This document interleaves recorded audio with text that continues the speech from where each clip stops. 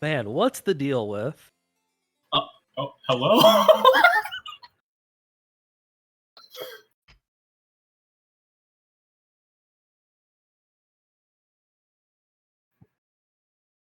Oh, I'm getting out anything problematic that I need to say.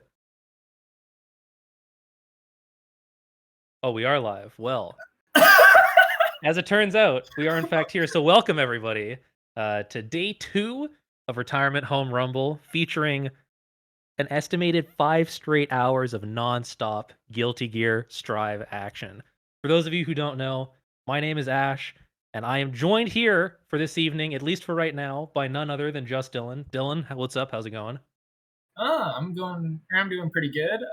Just enjoying my evening here. We did have a few DQs, just two, but somebody is in top 8 already. So, congratulations to Dolphin. Congratulations to Dolphin in winter semis Yeah, already. Congratulations again to Dolphin. Clearly ahead of the pack right out of the gate. yeah, for sure. He probably might have visited the homes of the people who he had to face, prepared for the bracket the best way he knew. Sometimes that's the out of game advantage that you need, is understanding that this person's dog might have some kind of medical thing. They might not be available. Let me just throw the 7 previous events that are used for seeding so that I can get a more advantageous event, a more advantageous bracket in this event. Because we all know this is the big event. This is everything that matters. Evo, all of those sorry, offline tournaments in the future. No. This is where it's at, and this is what matters. Brought to you by the hard work of none other than 7up Jawa, just Dylan, and helping out in the back. Of course, big ups to Wansino. Yeah, for sure. Really appreciate Juan for coming in and helping run the bracket tonight, especially because we did have a commentator who had to step out for the day because of family problems. So, That's how it be. Juan, I always say life has a nasty habit of getting in the way. By the yeah, sound of things, look like we're getting people into the lobby shortly for the first match. which will be Elbow Taz and Critical Hit, looks like. All right, So, Elbow Thaz and Critical Hit. Do we know anything about these two players? we know that they are people who have joined this Discord server. Okay, so Uh, the only thing that we know is that El Botaz is in fact a recipient of a purchased copy of Guilty Gear XX Accent Core Plus R, from none other than Jawa. So take that as you will. Maybe it's a good thing, maybe it's a bad thing, but we'll see. You know, Plus R was yesterday. They got to make sure they're on point with their limited Gatling options and power of Daisuke's vision. Yeah, for sure. I've heard the power of Daisuke's vision is pretty strong. So, whoever has that on their side today is probably going to be the victor here. I've heard playing certain characters might give you an advantage in that regard. There is in fact an in-game indicator that makes it very easy to tell, which is if the wall ever breaks in a way that doesn't really make sense, it's actually in that moment that Daisuke has gone into the code of the game and decided that you are too based, It's and true. and forces you to reset to neutral. So if you ever get that, remember that Lord Daisuke himself gives you the blessing of being so based. Interestingly enough, I find lots of Axel players often break the walls in ways they wouldn't expect. I'm not entirely sure if there's a correlation there, but I think, it adds up, really. If we look at things strictly from a data perspective, things are definitely looking good for you on that side. But unfortunately, Dylan, it is 2021, and the facts haven't mattered for 18 months. What a shame. So alas, we're here, joined by the wonderful thousands of you in the chat. I know some of you are on the burner accounts that don't contribute to the viewer count, but don't worry, we know that you're there, and we appreciate you pulling through. It's just going to be a little bit longer for us to get into our first match, which of course is someone who didn't even own a copy of the game that they were going to play, versus someone who has spelt the word hit with a 1. Take that as you will. Oh, the lobby code is not working for me. This is a good start. And it wouldn't be an online tournament if we didn't have random lobby bullshit happening immediately. Not even waiting until the bracket gets hot and heavy. We're into our loser semifinals. A tense moment in game 3 for the lobby to crash. No, we haven't even gotten started, and Shinny is blessing us with the wonderful lobbies. You shouldn't. It shouldn't even matter. It should just be if you have a lobby code, then it should always work. A net player tournament running smoothly, maybe in 20 years. Honestly, 20 years might be a bit ambitious with how things have been going. Yeah, not gonna lie. Pretty much the only times that I have found that a net play tournament runs smoothly is like, never mind. There isn't one. There's always a problem. All I'm saying is that net play tournaments are so consistent and buttery smooth that there definitely isn't a VOD of one of my net play tournaments having top 4 decided by coin flips. That definitely doesn't exist because of how stable and consistent the infrastructure for fighting game lobbies are. Alright, so it looks like Elbow Taz is a pot player, so we're gonna look forward to some hopefully amazing Kara pot buster round starts here. Perhaps some Kara back Mega Fist. Yeah, So definitely. Pot is definitely one of those characters that can kind of just throw caution to the wind and do stuff. But we'll have to see on the matchup because there's depending on what character their opponent plays, Potemkin may in fact be forced to engage the brain and what we affectionately refer to as play the video game. Strive, of course, a game where people RPS at character select in order to see who gets first pick at not needing to play the video game. But we'll see if our players here can prove us wrong today.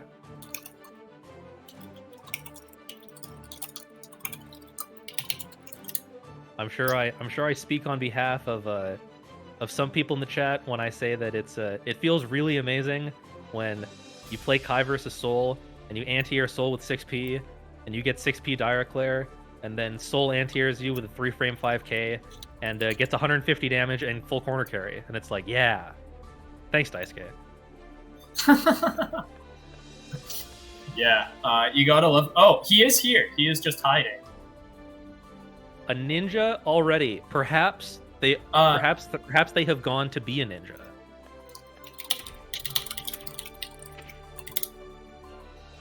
Oh no! Did they start? Okay, they didn't start. I think we're good. Again, we've got to get everyone situated with how to work in lobbies again. And here we go into our first game. It's Potemkin versus Kai. Okay, awesome. So this is actually something that I can say a lot about as our resident Kai player on the microphone. That is true. This matchup honestly feels really good for Kai. But we'll leave it up to our players to see how they want to approach things. Yeah, Kai does control neutral fairly well. His reward isn't always the highest, and some of his frame data can be pretty difficult, but Potemkin doesn't have the best movement, so it does make it pretty difficult to punish those things, I would say. So. Yeah, if Kai opts to just play relatively defensively until the pot player overextends, it can be good. All right, already off to some good Oki. So, interesting thing actually with Diraclair is that if the opponent has meter, it's basically always punishable on block, which is a little unfortunate, but it would seem that critical hit is getting things off to a good start here. Some classic strike throw in the corner. I think they were looking to do the really cheap mix-up off of that setup where you do close slash and then RC and then go to town. But alas, just looks like there was a bit of input goofiness there. Interesting. He pressed 2P into the super, but the super is actually so slow that 2P recovered beforehand. And that'll be first round going pretty decisively to critical hit there. Yeah, that's actually one thing that Pot Super isn't super good with in this matchup. Oh, that was almost clean. I think I don't think they were quite close enough to get a close slash linker there, but again, you always gotta respect Potemkin's ability to just stop whatever plan you have. Yeah, just take the OTG with close slash. Oh, big counter hit, but not quite close enough. Did have meter to burn if they wanted to, but oh yeah, this is big. Break ball super. This will be wall break. Yep. Still alive. Pot with burst. But what is the post wall break situation? Looks like he's getting grabbed. yeah, that reversal super is actually not super good against Kai specifically, just like we saw previously, where 2P and actually a well-timed 5K will either recover in time or, depending on what funny shenanigans you can get up to, actually just straight up beat it out in some instances. For sure. Yeah, that super can be grabbed as well. Most supers cannot be grabbed, but yeah, most supers can't be grabbed like that. But Potemkin's super is a bit of a rarity in that way. It has 9 frames after the super freeze, which is pretty rare. So yeah, definitely on the slower side for reversal supers. Just gotta make sure we find ourselves back on the cab. I wonder, is Elbow switching characters or no? Looks like it was just. Looks like still locked in. Pop versus Kai. Maybe a different stage, a different song, perhaps. Are we still in this Arctic wasteland? We'll have to see. So we're still in the Arctic wasteland. So not a whole lot has changed. But again, the mental reset. Oh, big counter hit 2H. Yeah, unfortunately you don't get a ton off of it, but nevertheless, you get the good Oki here. Yeah, jump cancel off the close slash. Wow, that string just ends up being burst safe, which you love to see. Oh, this is big. Unfortunately, Daisuke deciding that that critical hit is in fact too based, and is just giving them the wall break immediately. Spend the meter, close it out. Yeah, to us. So yeah, pretty dominant showing from critical hit here. Up on set point here, and just eats a Mega Fist to the face, and then Hammerfall. So yeah, this is where Pot likes to have Kai, is Kai with his back to the corner, where he doesn't have as many options to jump back, think about things like JS, even JD to catch some things, but a couple of hits takes you into the corner, gets the wall break. Kai with meter is actually a real character most of the time. Which is nice, but and very unfortunate. Elbow is going out into the losers bracket. Pretty quick 2-0 from critical hit there. He's going to be moving on to fight 2-time 9th at Wednesday night fights, Hollywood Guillermo. So why you got to do him like that, man? Man's coming in as the #1 seed, and the best you can introduce him as is that guy who got 9th twice. Well, that's what he's done. I don't know. I mean, you're not wrong. And just a reminder for the chat that we are running classic fighting game rules, so first of 2 up until top 8, I believe, which will then all be first of 3. Yeah. So not entirely classic, but yeah, more classic than what you're usually seeing for Strive tournaments here. Maybe first of 3 will be a consideration for future brackets. We'll see how people think about it. But for now, I think we're going to be sticking to first of 2.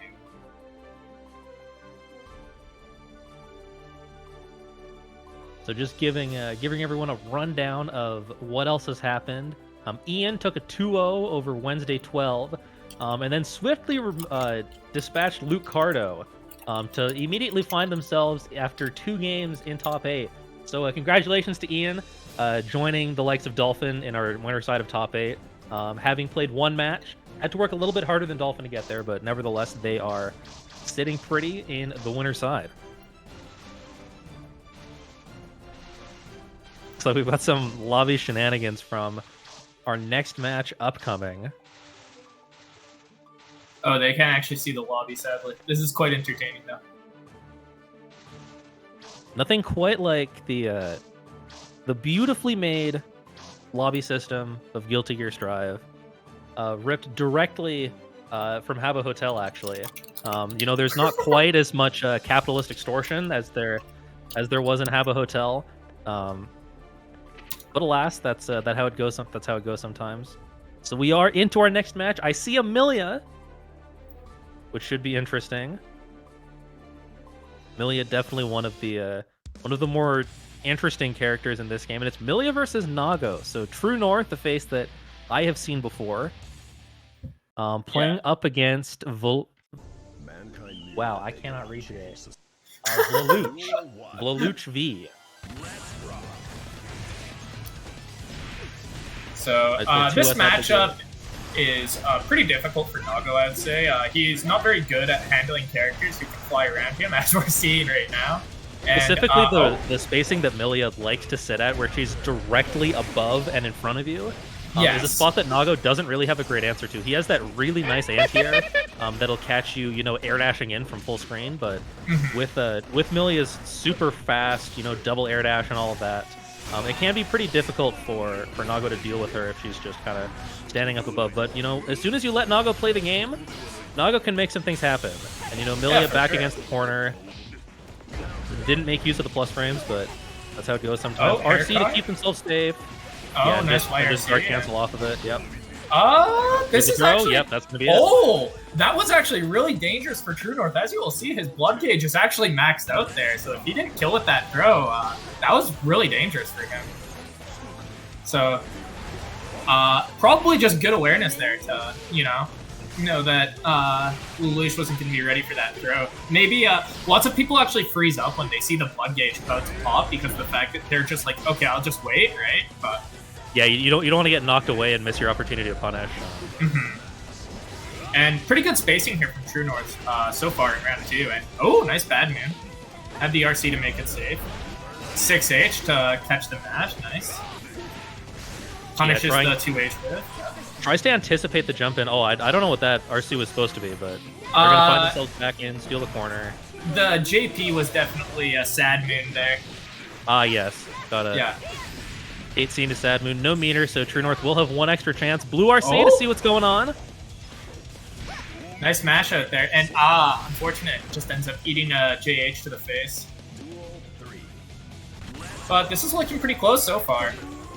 Oh, nice. Runs up and throws to punish him for whipping the 2H like that. And this is actually, I think, the more effective way to bully Nago is to just get right in front of him and really force the Nago player to guess on what you're doing just in terms of the basic strike throw. Important burst there. Dust combos in this game do way too much damage. Yeah, Nago is not the best on defense, so if you just sit on top of him and mix him up, then there's not really a whole lot you can do about that compared to characters like Soul, who has a 3-frame 5K and a DP. But that will be Lelouch taking game 1. Pretty close, but Lelouch definitely had the advantage in that second third round there. True North definitely, they had their opportunity in that first game. Where they put the round together where, as soon as you let Nago run offense, things can get scary for any character. But one thing that, Lelouch did a good job immediately after that first sequence was representing the fuzzy up back. Which I think against Nago is like super good. Yeah, nice punish on the hair car on block. Yeah, definitely. Better to get something rather than nothing at all. So the thing is, they keep poking with. I'm not sure if that's far slash or 5H, but far slash. Yeah. It's not. Far slash is pretty easy to low profile for a bunch of characters. And not just that. That it's also 16 frame startup, so it's pretty easy to position yourself around in neutral like that. Just often doesn't cover the space fast enough to actually be effective. Yeah. That being said, though, showing 2S. 5H and things like that will make your opponent, rethink how they're approaching the Nago.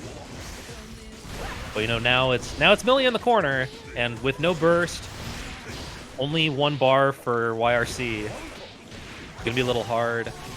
Yeah, tries to take their turn back. In that spot, you kind of have to assume that the Millia player is going to steal the corner. Oh, unfortunate. Blocked the first hit to confirm. But not sure what happened with that second hit. And just bursts out. He doesn't want to lose the round here. Yeah, little 2P checks. Gotta watch the neutral here. Blood gauge is popped, but still.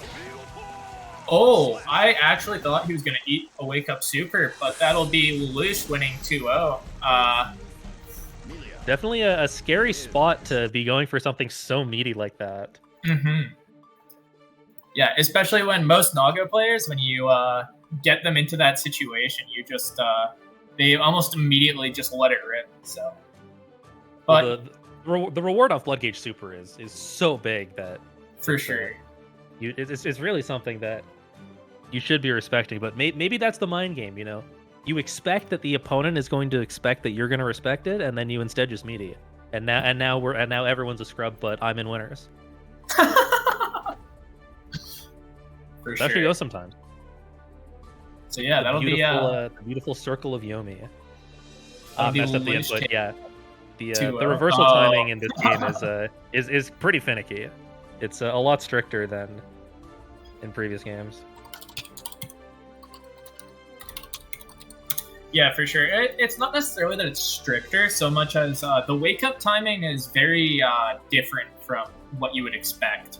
So sometimes you can like think, okay, so I'm waking up here. It's actually a little bit later than you would think, right? So. All right, so next up we've got a Ram and Yeah. an Afro Glasses Man. This is a critical hit, probably playing Kai again, I would say. This Ram isn't, you know, any Ram necessarily. Oh, hold on. Is Guillermo switching characters? He isn't. He is playing Ram. Okay. So yeah, this isn't just like any old Ram. This is 2-time 9th place at Wednesday Night Fights Ram. Is there nothing else better we have to introduce Guillermo with? We could talk about the time he got 3rd in a PNW event, but it was like not as big as Wednesday Night Fights. So 9th place at Wednesday Night Fights feels more impressive than 3rd place at PNW event. But like, yeah, you know, he did that. And That was Critical a- switching to Soul for this matchup too. Oh yeah, you know, I don't blame him. Actually, I don't know. Guillermo does struggle a bit with Kai. He says that Kai actually contests Ram's neutral fairly well. He doesn't necessarily always get reward off it, but he can certainly make it more difficult than you might expect for Ram to just run her usual game in neutral, right? Yeah, that's definitely something that I've experienced. Where like in neutral, Kai versus Ram feels not terrible. Like obviously it's bad because you're playing against Ram, but all things considered, you're like this is an acceptable level of bad. Yeah, for sure. However, you know, Soul, Mr. Top Tier himself, Yeah, never you know, if you go to character select and you decide to pick Soul, you're already starting off with a good decision. yeah. This is Daisuke's OC, so you already know you're making the right choice. Nice, just goes for the throw. He waited out the TP. Just wanted to check. And that'll be an early burst. Definitely don't disagree with that. Once Ram gets you in the corner, it can be very difficult to really push your way out of there without just bursting. Yeah, burst him And back just into the a burst corner. I back. like that. Yeah. Yeah. And nice check with the 2S, and this will be a wall break. And Just barely alive. pretty much a guess for, you know, if you're gonna. Oh well. Yeah, no Doing a meter, good so they job. can't do anything crazy. Oh. I actually like the PRC there. Yeah, for sure. Guillermo's been doing a good job of checking those bandit bringers. So PRC into 2S is definitely a really good job of checking Guillermo for doing that. Oh, and 5H. And this is what can happen when you're playing against Soul, you know, like you're winning around, he gets one interaction in neutral, and then this happens where and Soul has Guess burst to for keep game. Ram in the corner as well, Ooh. but the 2P, the 2K He- rather. he actually didn't get dash up to the throw. The throw actually probably would have beat the 2K there, so that's kind of upsetting for critical hit. Could have taken the round there. Throw in this game is actually like surprisingly much better than just visually looking at it you would think it is. You know, a lot of Yeah. times in situations you think that you can check the dash, you know, with a 2P or something, and then your 2P gets thrown, and you're like, oh, all right. So here we go, And, Ram in the corner. Yeah. This is not where you want to be. Knows to jump the H sword, but is still having trouble getting out of the corner. Guillermo doing a really good job of just sitting back at, you know, that spacing where you're waiting for the opponent to try and air dash out, you know, maybe double jump, bandit revolver or something like that. Mhm. So pretty good game one there from Guillermo. Critical hit did almost take that first round there, but just barely missing the throw and couldn't really make a recovery mentally, I think, for that second game there. But we'll see if he can pull it back together for this game here, because that is really important to be able to do in tournaments, to just, you know, be like, you know, I made a mistake, it's fine. Yeah, the mental game is such an important aspect of fighting game. Nice, actually checking the air dash over the gunflame, kind of at that interesting spacing where you don't get a direct punish on it. Oh, caught the up back actually. Clean conversion with the 5K. That is definitely a lot of damage. So Critical Hit probably feeling pretty good about that.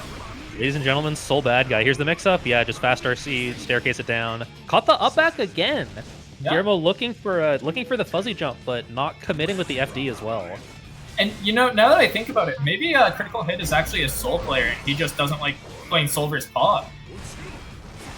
It's definitely looking that way. The level distinction as well. Yeah, jump H.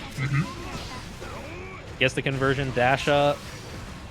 RC. PRC. Yeah, and there, you have to make a decision at one point of how you're gonna get out against Soul. Whether you're gonna take the riskier option and mash if you're gonna try and jump FD like Memo did in that instance. But the Soul Train. Oh, making things happen. Checks the dash with 2P, and that'll be game 2 going to Critical Hit. Pretty impressive. Definitely a very decisive game there from Critical. So we'll see if Guillermo can properly, come back from that. Yeah, and one match outside of top 8, so this is still first to 2. So only one more game to play with from either side. Guillermo is sticking it out with Ram, isn't switching to Chip or anything like that, which I agree with. Just run the game plan, play what you're expecting, and on the side of Critical Hit, you just got to keep doing Soul things, and things are going to look good. For sure. And checks the far slash with 6P again. He's definitely doing a really good job of that. Making Guillermo rethink his decisions in neutral a little bit there. And there it is again. Yeah, and is doing these interestingly spaced Bandit Bringers in neutral. It's such a difficult move to whiff punish.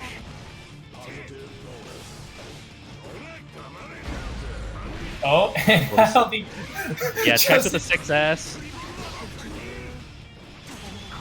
And lets the reversal go, and that's gonna do it. So this is set point here for Critical Hit. Yeah, to make it into the winner side of top 8.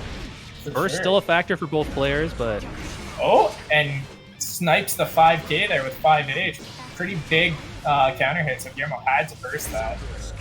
Nice 6P from Guillermo, just immediate burst from Critical Hit though. Yeah, I love the burst when your opponent is cornered just to keep the offense going. Look for the air throw maybe? No, just tries to jump up with a JK. That's actually a great trade for Ram in that spot. You get to force the offense. Yeah, clips the jump with the H sword explosion. Oh, that was... I don't even know what hit him there. I'm not going to lie to you. That was 5D, because Ram can combo off 5D. And if that surprises you, you haven't played this game for long enough. Oh, why does this character get a combo off 5D? But that'll be Guillermo taking round 2 there of game 3, and yeah, all things tied up. Burst pretty even on both sides. Soul's gonna get his burst back slightly sooner, but nothing's gonna matter too much. There's finally the first big wild throw, and this is definitely a difficult spot for Guillermo here. Nice 6P to check the air dash.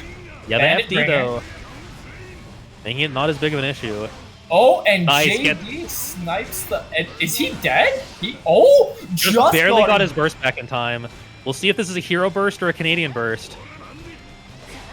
Oh, no punish on the Bandit Revolver, and that'll be Guillermo going down 2-1 there. Yeah, Critical Hit finding themselves in the winner side of top 8, working the hardest to get there out of anyone so far, having to win 2 sets. But they find themselves awaiting the winner of Nico and Hentyler. Big upset. First seed versus 17th. Yeah, for sure.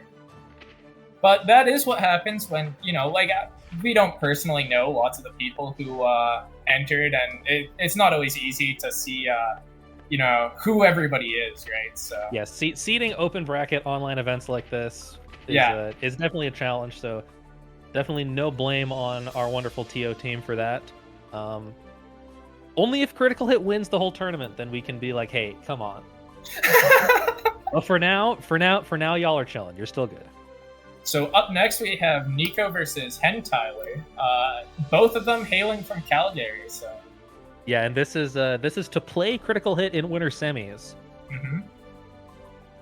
So. Pretty. I'm actually curious to see who Nico plays in this game. He plays Giovanna. Okay, that yeah, Unless that he makes switched characters since the last time I played him. He played Giovanna, so and he does have Giovanna Hubbard. So yeah, that will be Giovanna versus I'm gonna assume Potemkin. Hentyler, usually known for usually a big his- body player. Yeah. Oh, Jawa says he is also a waifu picker, so who knows what waifu he might have in Guilty Gear. Not sure what the delay is here.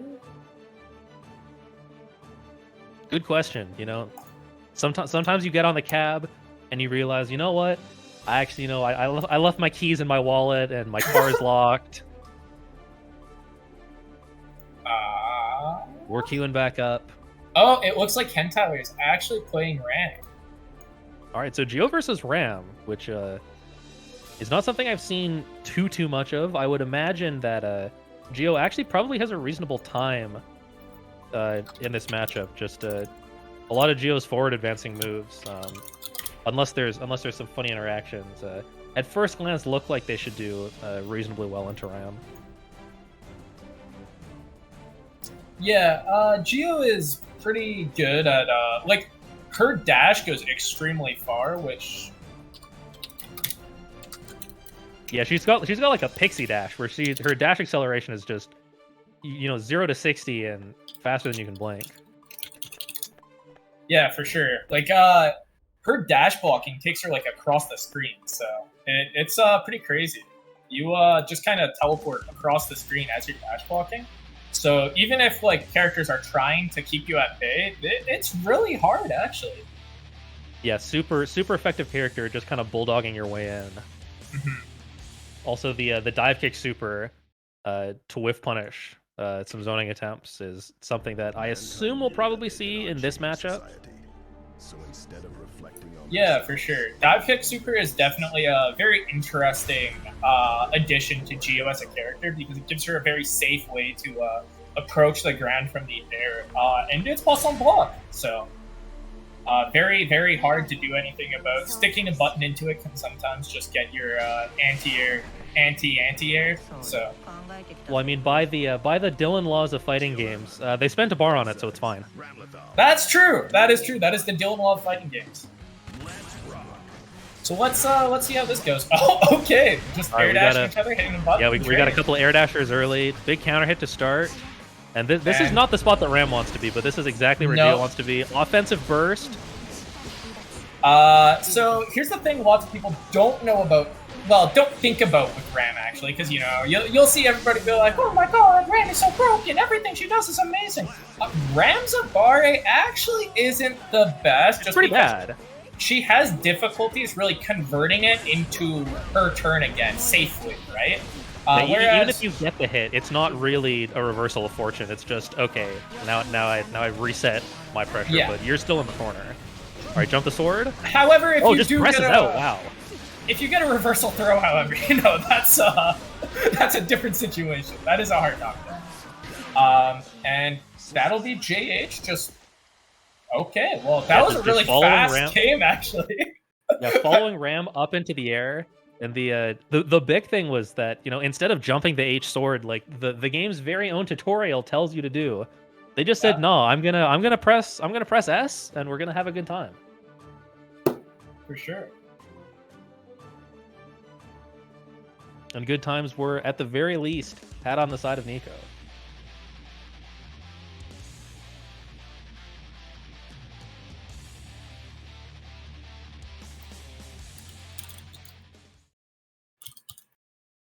So we'll have to see what Hentyler can do to try to, keep this crazy Brazilian woman out, because thus far she's just been, able to take her dog on a walk and just do whatever she pleases.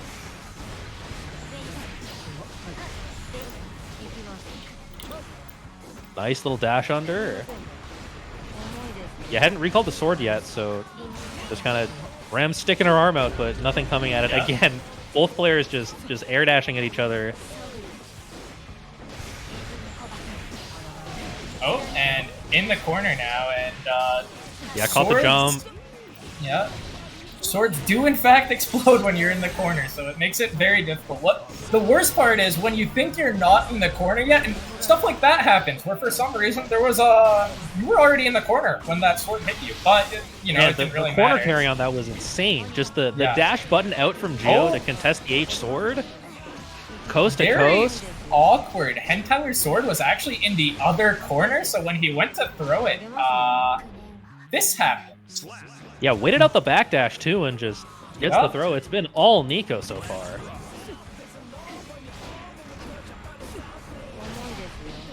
Oh, the 6H. Yeah, no, Nico's definitely having a very dominant showing here. Oh, tried to hard bait the burst on that counter hit, but Hentyler not biting. but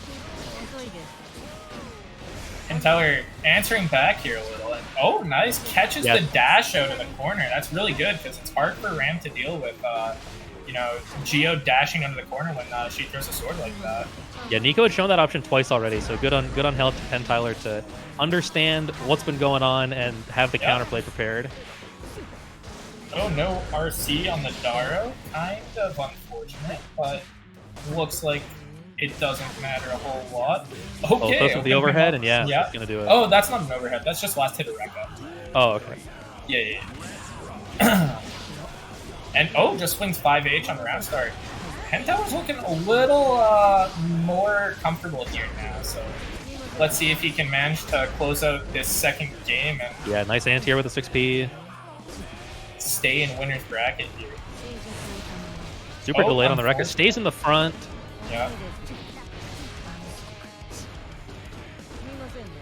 Yeah, like you were mentioning before, Ram's lack of effective Abare means that, you know, things like somewhat space 6H can actually Yeah. do her quite well. Yeah, burst, keep Geo in the corner, but Super's not really going to have anything come out. No anti-air.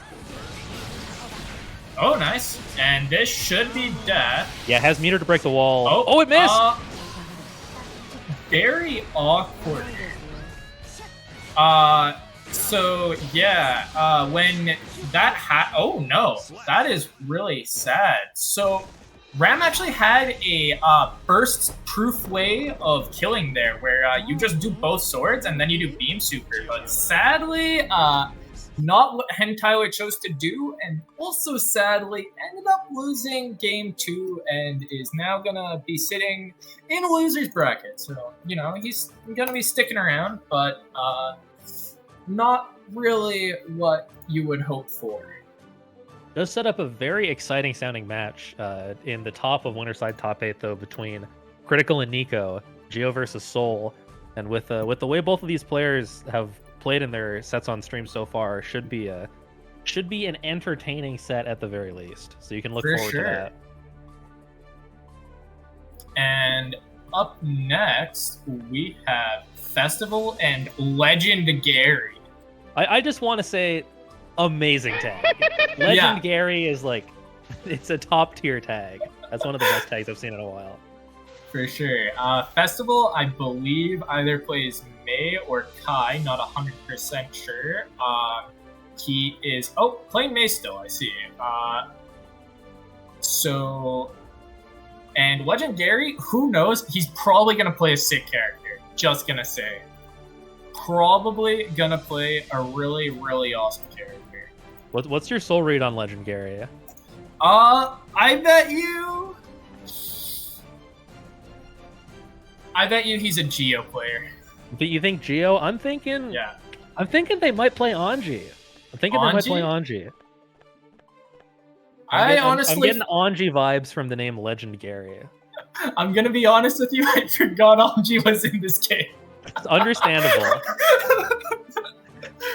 If I had said Faust, I might have to explain to the chat the concept of Faust. Yeah. So Legendary, unfortunately, not in the room yet.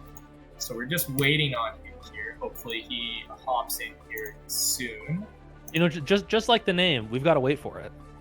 Yeah, that's true. I mean, this guy, he joined the Discord for the bracket pretty much last second, and it was worth it. You know, I was so close to DQing him, but I saw that name and I knew I couldn't.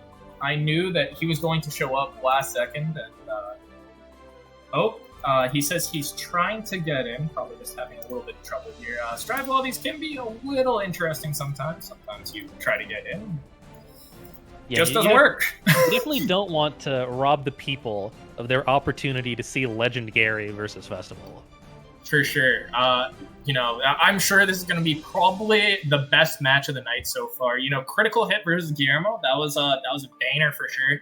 But this one, I think this one's going to be one for the record books. Maybe the best match of Strive ever, probably, if I had to say. Online at the very least. Oh, yeah, for sure. Maybe there was this match, in the depths of Pakistan that was played offline that we will never see, that maybe probably blew this one out of the water even. But unfortunately, the footage of that won't reach the West for at least another 2.5 years. Yeah. Sadly, we have to wait a very long period of time for what are you talking about? Excellent question. We're giving the people the lore. Yeah. The lore of this wonderful game called Guilty Gear Strive.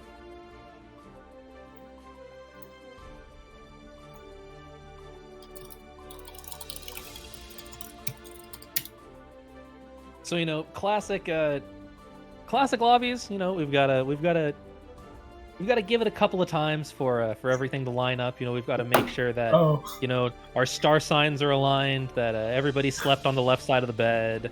Our streamer is choosing to play Pokemon Showdown. Thought it was PlayStation.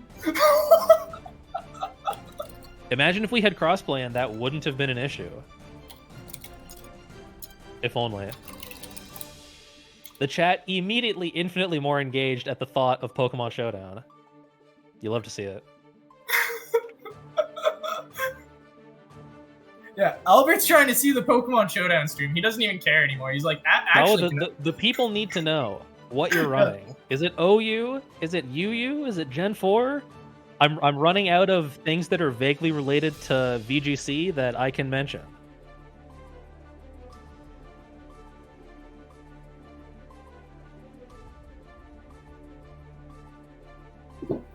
Looks like Legend Gary does not, in fact, own the game on PC. No, are you really telling me that we're going to have to deny the people Festival versus Legend Gary to play? This is the worst timeline. So here this sets up something very interesting. Is that on one side of the upper bracket of top 8, we have Critical Hit versus Nico. Two players that have had to grind out their matches in order to get there. And on the other side, we have Dolphin versus Festival, where both players find themselves there, having played 0 games. And honestly, more impressive to me. True. It's every other tournament that you watch, and you see people making it along in the tournament by winning their games. But the real strat, the 2021 meta, is that you instead you wait for your opponent to get DQ'd, and that's how you advance forward in a bracket. So clearly, Critical Hit and Nico slightly behind on the online tournament metagame, but they do still find themselves in winner side of top 8. But we'll have to see if they adapt by the time the winner of those 2 matches play in our winner semifinals. And up next, Jawa is hopping on Wabi. Never mind. He's decided to not play that. Thought we were gonna get some Ram versus Ram, maybe. Not too sure. So up next we have E2 Deku, TO from Vancouver. Pretty much plays everything that I can think of, in all honesty. Pretty much all anime fighting games. If there is a game that is being run, there is a non-zero chance that Peter will play that game and will surprise his round 1 opponent. For sure. And fighting him, we have the legend Big Coomer. This guy entered both games yesterday. How do they do? Tell me about a tournament run of Big Coomer through day 1 of the retirement home rumble. Well, They lost 3-0 to both players in the Melty Blood round robin. And then he went 0-2 in Plus R. So let's see if his fate changes today. Looks like... What I'm hearing is that they can only go up from here. Yes. And that's a good spot to be in. Having nothing to lose, you just get to show up, have a good time, play some games, and see what happens. So let's see. Oh, looks like they were just waiting for a message to go on ahead.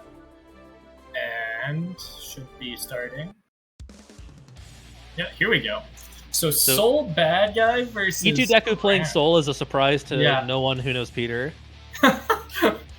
Yeah, he likes the characters that, like, if you don't have to move your cursor to pick the character, he probably plays that character. Themselves, they blame Duel 1. So here we go, matchup we've seen earlier. Rocking the birthday train. This is why we love just Peter. round start Night Raid Vortex, rocking the birthday train on Soul Stage. Yeah, this is immense Peter energy right here. Just far slash, far slash, far slash, far And slash. look at the risk. Yeah. Yeah, so difficult to punish. Can be plus depending on spacing. Fast RC for the overhead. Risk gauge still cranked. Hit him with a third one for the fans. Oh, I sees the jump but honestly doesn't go for thought the air that was throw. gonna be an air throw. I honestly thought that was gonna be an air throw, and I was gonna pop off so hard. Peter had the read. Peter definitely had the read. Burst him back in the corner. This is my game that you have to play. Yeah. I'm so fucking bad guy. And you've got to hold this. Just NRV in the neutral into an air throw. That's amazing. That was a very dominant round from Peter. Just Look, typical Soul stuff. As funny as that is, Night Raid Vortex PRC is like actually degenerate as hell and really good. Yeah, no, Night Raid Vortex PRC is terrifying. It is the things I see in my nightmares before I finally sleep in the nights. Risk gauge super cranked on the side of Soul, but just finds a way to jump out, not really take too much from it. Just super jump Bandit Bringer. Yeah. Oh, just 214H in neutral from Ram. Okay, clean And- IBs. He's got the meter. What's he gonna do with it? He has meter to Night Oh. Vortex. Where's the PRC? Laser Super and PRC. Oh! Is he? Okay, Has he time to punishes- dash up in 6S. And doesn't get a punish on the Bandit Bringer. And bursts out last second. And 214H PRC. Let's see if Big Coomer can get the last of this life up. Had the bait. And Okay. yeah, 148. Duel 3. Let's rock. So this match definitely not disappointing, which is what we love to see. Big counter hit on the far slash. And now you Probably, get walked into the corner, your risk gauge get cranked. Counter hit. Oh, Night no. Raid Vortex, spend the bar. Oh, never mind, actually. I thought he was gonna die, but thankfully Daisuke saved him. Yeah, Daisuke, of course, deciding that E2 Deku was too based, giving Big Coomer another opportunity. But the one thing that happens when you're that based is that there's only you don't have a chance of stopping the train. You can only hope to contain it. You know, Honestly, something that- I think that wall break might have been the rare, showing of Daisuke being like, hold on, stop. You hit him too hard. This is something that Big Coomer should have been expecting. You know, as soon as the first 3 notes of Birthday Train came through, is that the Birthday Train isn't talking about our journey of friendship. It is in fact talking about the freight train that is E2 Deku's soul. In round 1 of Winner's Bracket. For sure. Oh, just Bandit Bringer from the top ropes. Far slash to punish the... actually, I think he just punished the button app it does. Gunflame stacks at 6S. Gunflame jumps out. Bandit Bringer DP. This And is they've the got to see, special yep, move there's the neutral. overhead.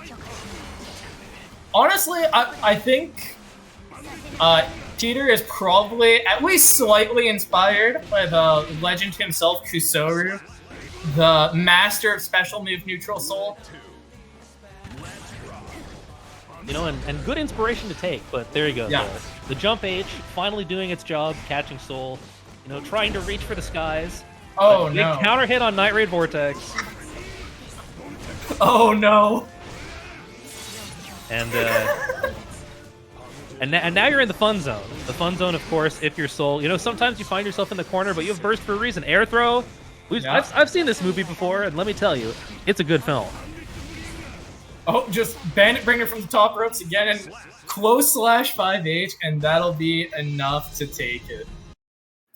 And this sets up something that should be very entertaining, because Itu Deku's opponent in winner's side is none other than XCal.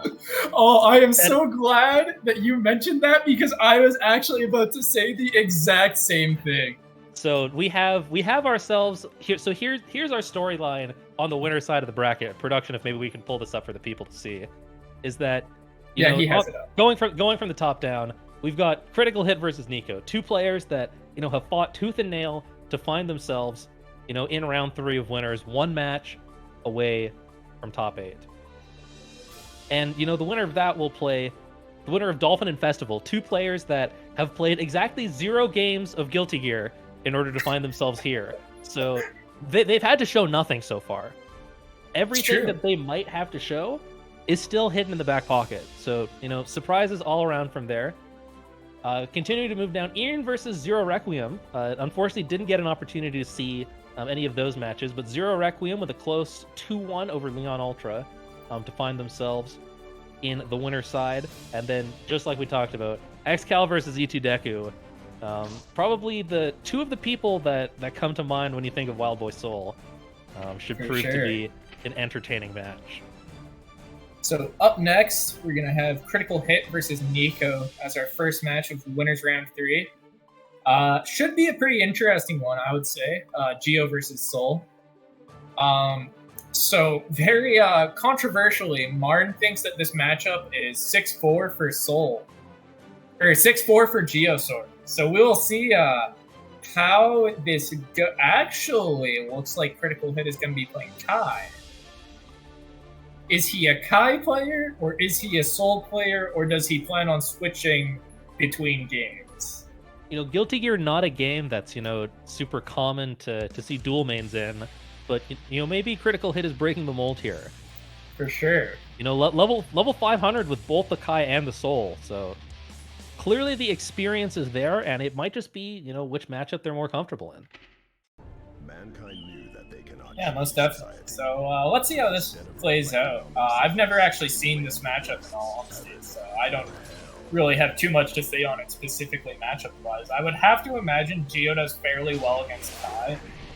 As I imagine, it's probably pretty difficult for him to deal with her very, very fast rush down. Like, honestly, I can't stress enough how fast Geo can just get in on you and then enforce her pulse rates. So the one thing that is really effective in the neutral is that if the Geo is trying to force their way in with things like 6H and air dash, Kai 6P actually does a really great job of dealing with both of those specific approach options. But if the Geo is content to just play the dash blocking game, it can definitely be pretty difficult for Kai to deal with. I would have to imagine. And Nico definitely given a pretty good show here so far. That was DP there, but sometimes you got to put your heart on your sleeve. No, for sure.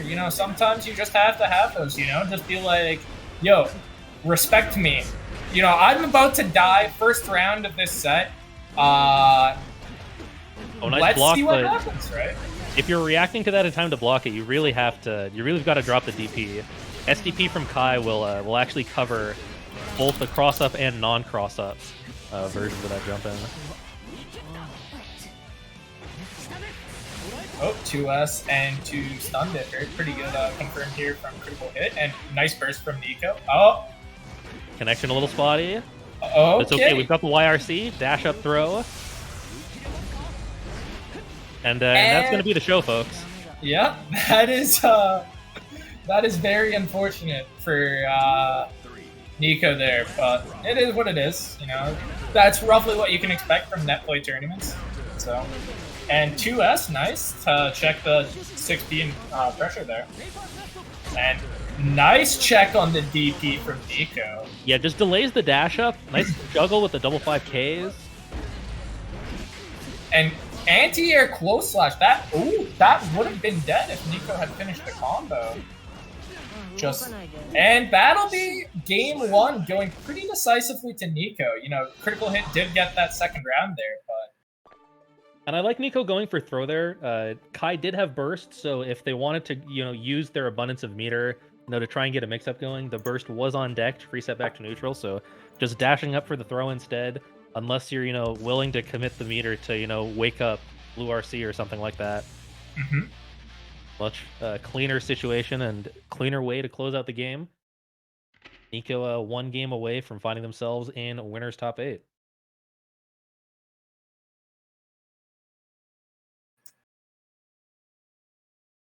So let's see how critical hit responds here. You know, he did lose that first game to Guillermo and still came back from it. So, you know, he has shown that he can... Connection has been lost. You know, sometimes you think to yourself that you need a little bit more time. Yeah. And, you know, the classy thing to do Oh no, we've been booted out, so Joe, if you actually want to walk to the left a little bit, we'll try and give the people the live play-by-play as we watch the health bars. Oh, okay, never mind. We've been double, triple, upside downsies Uno reverse card baited by Shinny and his wonderful Guilty Gear Habbo Hotel lobbies. What in the world is going on? We thought there was going to be a match, but alas, okay. We just got to find ourselves a new room. You know, our landlord came up and said, "Look, you're behind on last month's rent and the month before." And you know, we say back to them, "I moved in 2 days ago, sir. I don't understand how I can be behind on rent already." And next thing you know, you're kicked back out and finding yourself a new room. You know what? Pretty typical story for the FGC. Not gonna lie. Welcome. So hopefully, shouldn't take too long to get ourselves back. QS1 Icy. It's usually the room codes that you get are something random, but QS1 Icy. Ash just out here leaking room codes. You know what? That one's on me. That one is in fact on me. It's okay. It's too comical. I understand. If Daisuke had simply given us a lobby code that was just a random string of characters, this wouldn't have happened.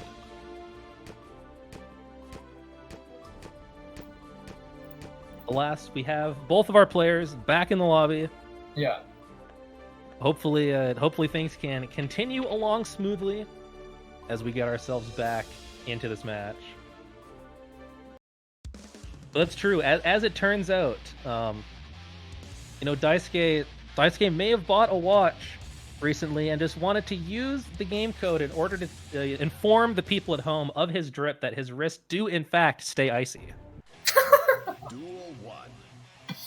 So yeah, as I was saying, Critical Hit did in fact lose the first game of the set against Guillermo before making that comeback with his soul. So we'll see if he can manage to do that again here against Nico. Yeah, and there's that 6P into 6H that I was talking about before. Such a good option to deal with a couple of those situations. Really well-timed burst, actually, to throw Kai out of the food arc, back into the corner. Oh, and nice walk back there from Nico.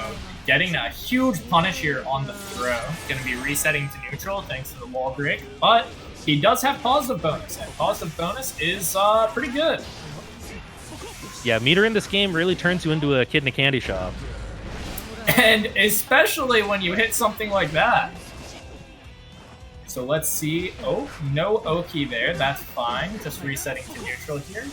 Blocking short pressure string from Kai. And ooh, very unfortunate. Ends up whipping the 5K and gets whip punished by the JS. Yeah, I like to jump back in that spacing. That's usually a spot where Geo players are going to look to, you know, start bulldogging their way in again. So the preemptive jump to try to bait things. Nice. The cross-up JK. And this is looking pretty good from Critical Hit so far here, but definitely not bad for Nico either. He was only like just a little bit away from winning that last round. So yeah, offensive burst. Keep the Geo in the corner. Counter hit. Yeah, you're really gonna want to find a burst point there. Oh, big counter hit. Ooh, should be never mind. Yeah, the 2S unfortunately, not wall splatting, despite how much damage there had been done on the wall, but they still find themselves the victory, and critical hit ties things up 1 game apiece. For sure. And, definitely not like Nico was, getting slaughtered in either of those games. Pretty close, or in that game, sorry. Pretty close still. So let's see if he can try to regain that, presence he had in that first game. Duel 1. Let's rock. See the round start looking for 6B. No, just backdash on both sides. Oh, and huge JH counter hit to start things off. Nice critical 2H hit just- catches the air dash. Unfortunately, doesn't quite get the full conversion. Counter hit 2H like that can give Kai a ton of damage mid screen. Pokes out with 2K. Udart keeps it plus from shock state. Reapplies, dash up, 5D, mashes after. Does have the burst to get out. Yeah, the dash after that BRC there, or the dust after that BRC there, is actually plus, so can't mash on it. And good string from Nico there. Very unfortunate. YRC to throw the classic. Yeah, YRC's throw is back and catches the backdash with 2S. Oh, Oh! doesn't quite get the dash. Had the plus frames off the shock state food arc. Chips starting to become a factor. Nico not with a lot of meter. Oh my god, what an air throw. Actually insane, and this will be Nico on set point here. Yeah, And clean air dash huge back in as start. well. 6P a little bit early. Yeah. This Critical is... starting to fall apart in the neutral. Plus frames into the wall. Oh, no super. You saw him buffer it, but just couldn't get it, sadly. But I think Kai I still don't- would have just been alive. Not sure if the super would have killed there. you know what? This is actually a fantastic idea. Yeah. Yeah, PRC. Oh. Yeah, of course. I like the DP there. You know something's happening when someone rolls at you with spinning bird kick PRC. Nice catches the leg, but did have the burst. Oh, what a FPC DP on the air dash to again. bulldog their way in a little bit. Under the corner. Oh, and that'll be Nico taking it 2-1 over critical hit. What an amazing set there. I Yeah, that- am still in shock of that air throw from Nico in that Yeah, first that's- round there. Game 3. That air throw to catch the zoning attempt on the jump H, and then right at the very end, that slight little walkout out of the corner has Kai land directly in the corner into Geo's waiting legs. May not have finished it out with the conversion off that, but the ensuing scramble does find Nico in the winner side of top 8. But anyways, our other commentator is ready now, so I will be stepping out here. Was a blast to commentate with you, Ash. And if anybody likes, they can follow me on Twitter at JustDylanK. And I will now take my rightful place as a TO. So goodbye, everybody of the stream. Yeah, huge thank you to Dylan, of course, one of the main TOs for this, alongside Jawa, who's been broadcasting this event for everyone's wonderful pleasure. And I am pleased to welcome into the streets, into the rooms, into the lobby itself, Hen Tyler. What's going on? Hello. Had a fun time getting washed by Memo. That will happen when the number 1 seed gets upset, and your second round losers match is against the number 1 seed. That is unfortunately how she goes sometimes. I learned that I have a lot to learn, so a very important lesson. And they do say that knowing is half the battle. Unfortunately, the other half is actually fighting the battle, which is the actual difficult part. But here we go in our next match in the winner side to make it into top 8. It's Ian versus Zero Requiem, our first May we've seen on the broadcast, and our first Axel. May getting things started early. This is not a spot that Axel likes to find themselves in. May definitely a character that can give Axel some difficulties with how he needs to space the chain in order to keep everyone's favorite XD random dolphin girl out.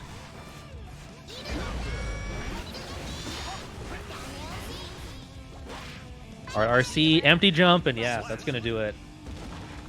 difficult in that spot. Didn't really give Zero Requiem an opportunity to use their YRC on defense or anything like that. Late burst, unfortunately, doesn't get the corner swap that they were maybe looking for, but the clean jumps over. But man, Totsugeki is such an effective Abare tool. Actually finding the gap in some of Axel's chains. It looks like Mei can really just do it in this matchup. Yeah, just the speed Reckless that Mei abandon. has to go from the ground to the air to in front of your face can make it difficult for Axel, a character that really thrives on kind of slowing down the pace of the game and forcing you to mix up your approach options. But just the speed that Mei forces the game to run at can give you some problems. But has another game to play with. Got some data from there. But they've got another shot here. Definitely a bit of an experience gap, level 980 to level 70. That is Yeah. one thing that's nice about this game is that as they're loading in, you can kind of get a gauge of how experienced your opponent is. Okay, clean conversion. Burst gets him back in the Gold corner. burst.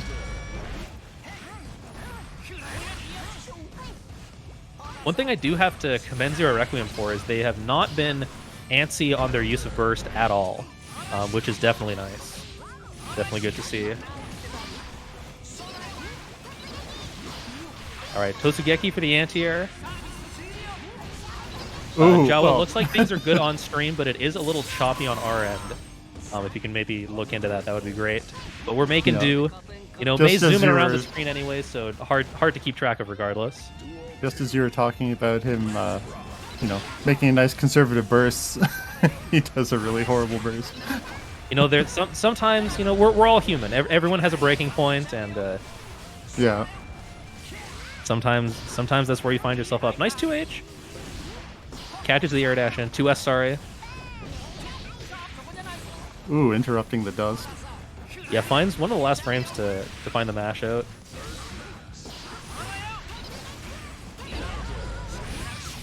And Zero Requiem actually finding, kind of getting a little bit more of a hang of the rhythm of Ian's approach. Looked for the burst bait, wasn't going to give it to him. Says, I have... Oh, Lane, sorry. I've been baited by English's terrible Latin lettering system, where lowercase L and capital I look like the same character.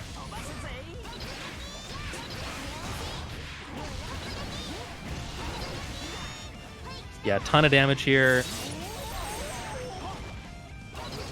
It's definitely an uphill battle for the Axel, and yeah, catches a jump in.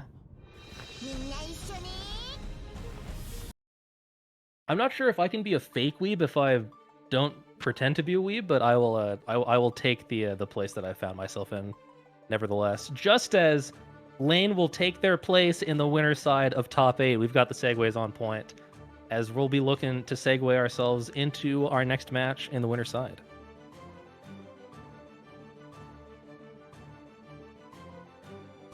We've got Dolphin versus Festival coming up next. Two players that have had to play 0 matches to find themselves this deep in the bracket. So this will be their first real test.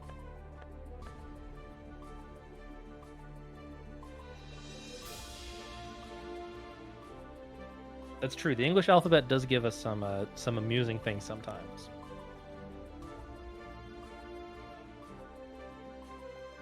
Winner of this match, of course, will play Nico in the top half of winner side top 8.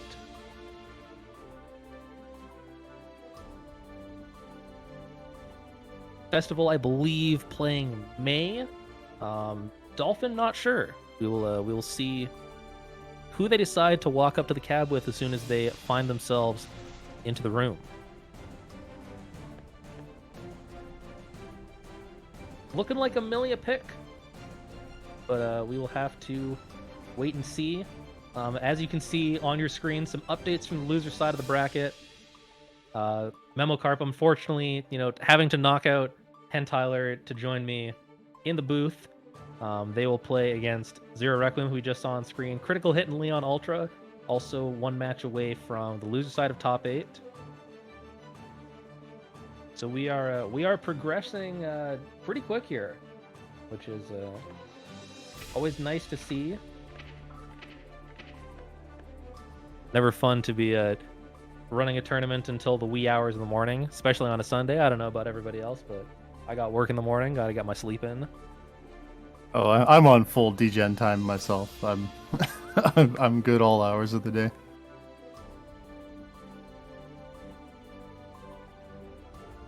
All right, getting into things. Dolphin versus Festival. Again, this is for winner side top 8. Mei versus Milia. So a couple of, fast, high octane characters. A lot of movement I'm expecting from this. And the matches now are best of 5, right? So one more round. When we get into top 8, Oh, everything okay. will be first to 3. I see. Oh, nice jump on the Totsugeki, but Dolphin unable to find anything out of this. Given their name, perhaps they have a lot of experience with the style of offense that Mei is going to bring to the table, or perhaps their former people will betray them. Festival doing a really good job. Oh, unfortunate burst there from Dolphin. Festival doing a good job of just keeping this Milia contained, which definitely can be one of the hardest parts of dealing with Milia in neutral. Yeah, Festival really looks like a wall right now. He has all of his sides just blocked off. Really just can't approach. Oh, nice block on the Bad Moon. Clean situational awareness. Bad Moon, never something that you block on reaction, but more so prepared to find yourself in a spot where it happens. But back throw into the corner. Totsugeki against the wall. Unfortunately, no meter to break the wall. Milia living just barely on a pixel, and even if they had the block, chip is a factor in this game. Got to make sure that you're FDing when you're at low HP like that.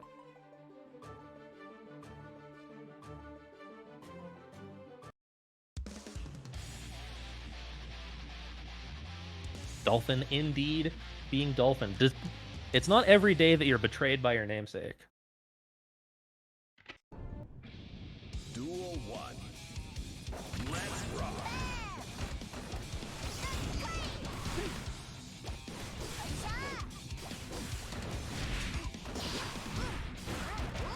All right, Dolphin with the first approach. Clean blocks, though, and punish on the hair card from Festival. Will find their way out. Risk falling down, but right back into the corner. Yeah, the command dash and a throw is something that definitely changes how you think about blocking Milia.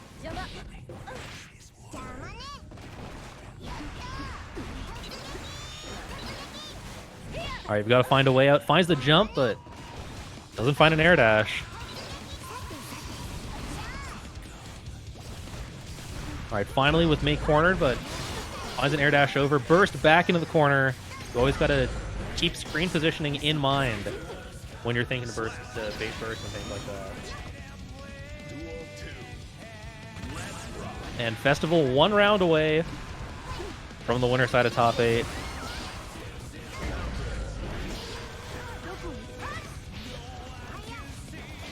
Oh, the walk back. No punish on the whiff throw. Yeah, the JP keeping the air dash out. And kind of what we were seeing from the beginning, Festival doing a great job of keeping this Milia cornered, locked down, unable to find their way out, and Festival finds their way into the winner side of top 8.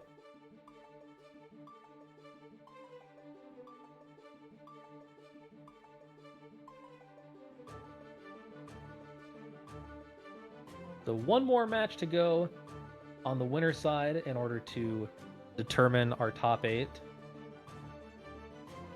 Focus at home, of course, and see that Critical Hit did take it 2-1 over Leon Ultra to find themselves in the loser side of top 8. But I'm expecting that we will have indeed Xcal versus E2 Deku coming up into the room, onto the cab for the viewing pleasure of you, the people at home. And us in the booth. I don't know about you, Hen Tyler, but I'm thinking that this Soul Mirror should prove to be at the very least entertaining. Oh, absolutely. I did manage to catch a bit of Excal's run in Plus R yesterday, and that was a treat. So I haven't actually seen him play this one.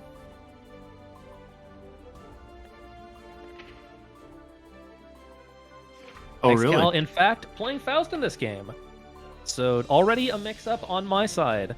Good thing I'm in the booth and not on the sticks, because I've already been opened up and my controller isn't even plugged in.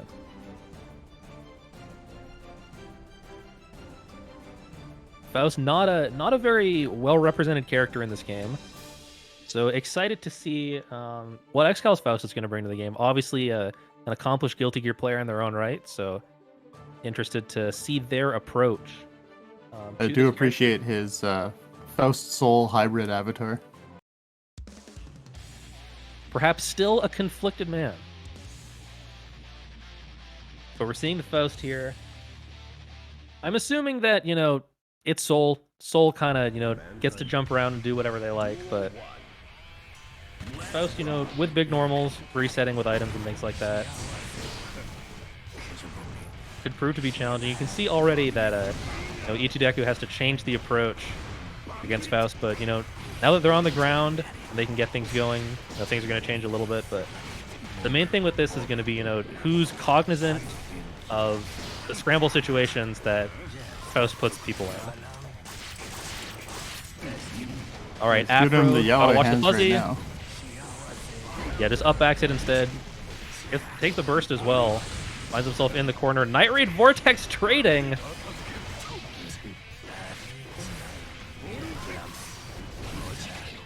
Faust Ooh, actually, good teleport. using teleport to get through Vortex, and even after the PRC. Man, if there's one thing you can rely on Ichideku to do, it's sometimes just let it rip with a round star banner or whatever.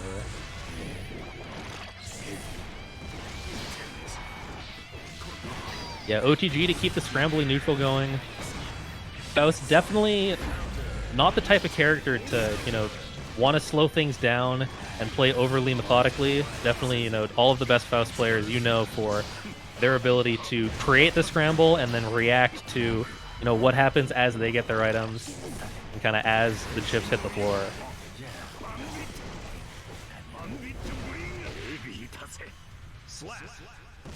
Yeah, clean block, gets the punish.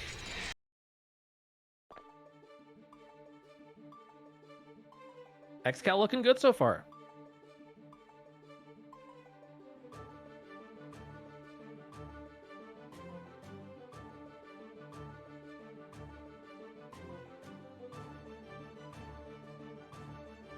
We'll have to see what Ichideku does to adapt to the very different style that Faust brings versus the previous matches that they've played.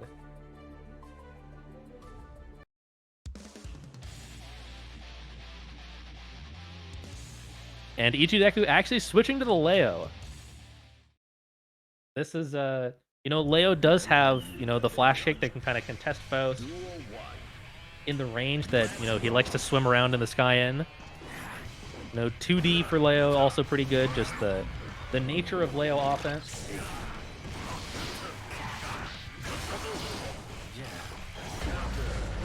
All right, burst out. Yeah, downfall to the teleport. Here's the Afro. Gotta watch the fuzzy. Actually, just the run forward from Ichideku. No concern. That being said, though, if you give Excal the space, that means they can throw items and then look to, deal with your approach. Mix, mix, mix, back into the corner. Command throw one more time. Jesus. Give him a haircut, and we're one more round away. All right, Leo finding himself in back turn stance early, but that means he's going to have a harder time dealing with the bomb as Faust knocks it towards him. Yeah, Trumpet just kind of locking down the neutral there. All right, swing him in. Clean hit on the bat. RC won't be death, but will be the corner. All right, wake up 2D. Isn't looking to get command thrown, but throws the dash through from Leo. XCal proving that they have in fact played the tutorial, and as such will find themselves in the winner side of top 8. Do you know that was in the tutorial for this game, Hen Tyler?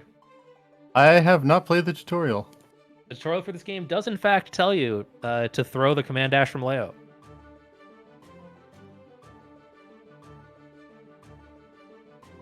That is good information. So our winner side of top 8 at the very least has been decided.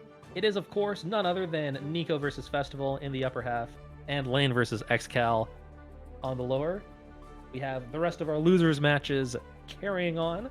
Currently Critical Hit, the only one locked in as of right now. But joining them will be the winner of Dolphin and Lelouch, E2 Deku and Wednesday, and Zero Requiem and Memokar.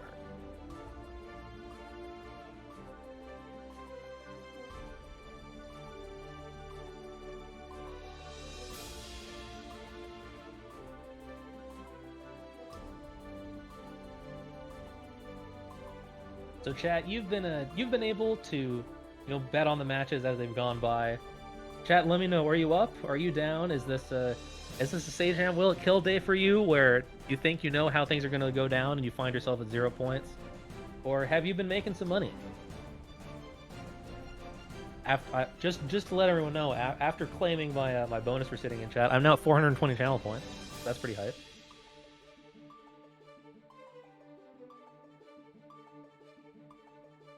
We are just making sure that all of our losers bracket matches are in fact on the way, so that we can bring you nothing but the finest curated top 8 matches of Guilty Gear Strive. Update for everyone. Looks like Memo did take it 2-0 over Zero Requiem, so they will find themselves on the loser side of top 8, awaiting the winner of E2 Deku on Wednesday.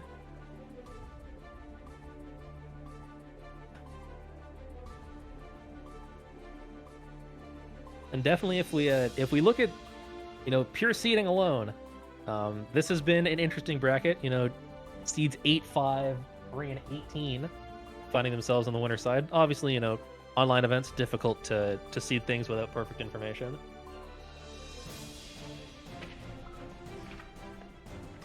Had some unfortunate disqualifications, which led to some funny moments, like Dolphin and Festival finding themselves fighting for top 8 in their very first match. I mean, that's the way you want your bracket to go anyway, right? Well, it depends. Do you wanna go into your first match, with the higher stakes, or do you like having the earlier round of winners, to kind of get comfortable and into the groove of playing in an online event? I like buys personally. I find those very enjoyable. I'm definitely the kind of person I was competing that definitely prefers to play the games, kind of go through the grind, get into the swing of things. Yeah, I'm fine for grinding it out in casuals, but in tournament I want to play as few matches as possible. The secret is you just don't have a mental distinction. Is that tournament is just casuals that you care about a little bit more.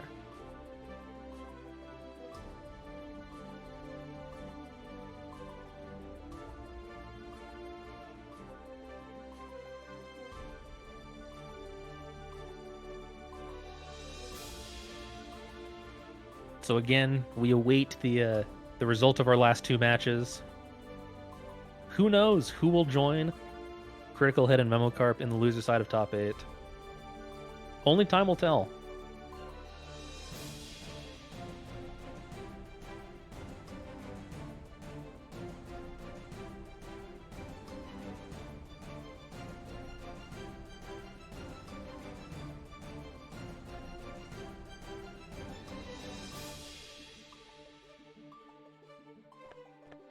Hope everyone is well hydrated as they're watching our matches for today. If you need to, make sure you've gotten up, walked around for a little bit, stretched your legs, gotten some water.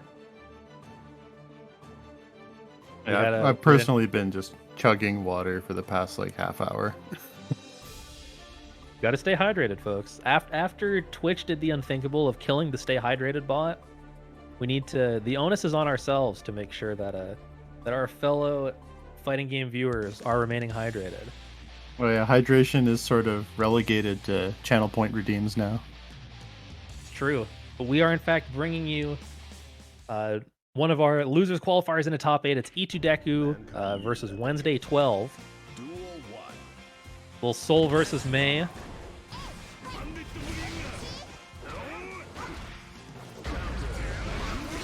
Okay, big counter hit. Yeah, burst through the Bandit Revolver.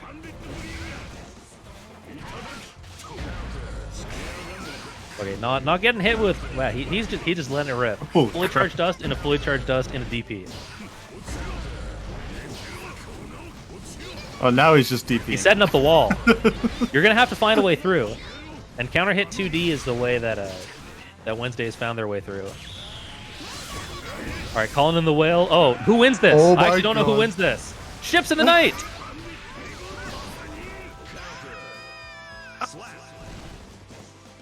Well, that was, Chad, I don't know about you, that was an interaction that I had never seen before.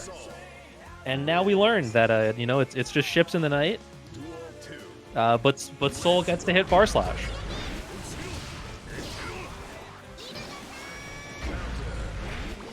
This match has been full monkey so far. I mean, it's Soul versus Mei, so there's only so much control that you can expect. But actually, H Dolphin finding its way over Night Raid Vortex.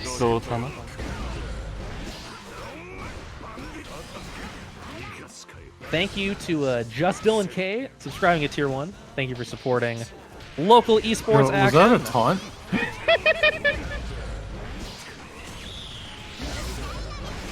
Oh, run up, hit him with a whale. Where are we going? All right, punish on the Night Raid Vortex, and we're all square.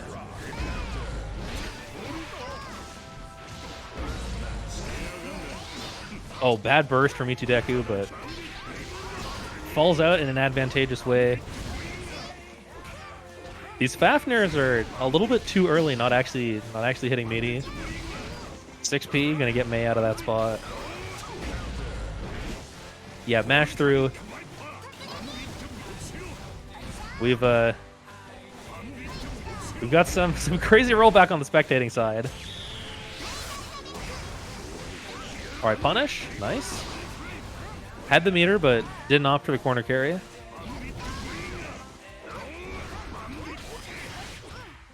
Yeah, save it for the FRC. One thing that I haven't seen Itu Deku doing is making use of Soul 6H. How many far Making use of slashes? far Sometimes he slash. goes low. ERC on the YRC on the 3K. And that, in fact, was just one game of Guilty Gear Strive. We've got potentially 2 more of these for you, depending on if Wednesday 12 can bring it back or not.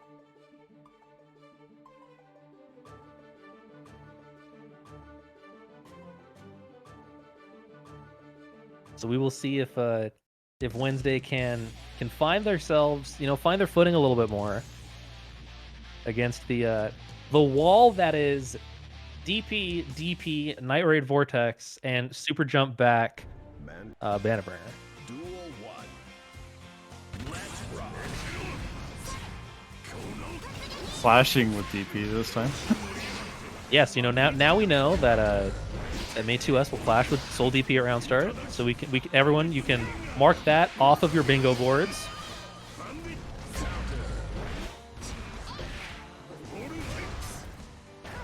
Oh, no punish!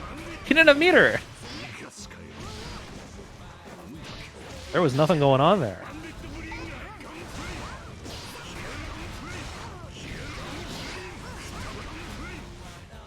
Alright, gonna have to find a way out of this corner. Risk dropping, but unfortunately so is their health. Whiff throw on both sides.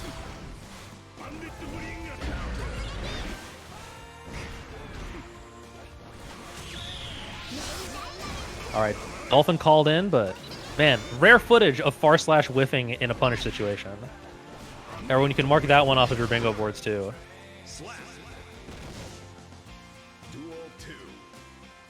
All right, Wednesday bringing us back though, as things have been wild and crazy.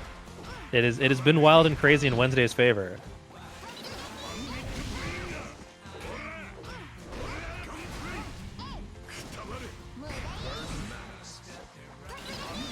All right, just resetting into neutral. Somehow punishes the Tozugeki from there. And there's the big hit on the Charge Dust. So much damage.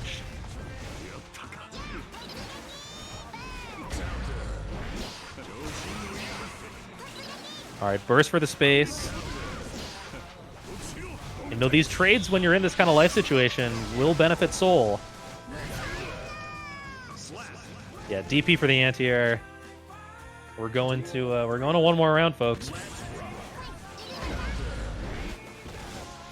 All right, H Dolphin for the anti-air. It's been a battle of the anti-airs thus far.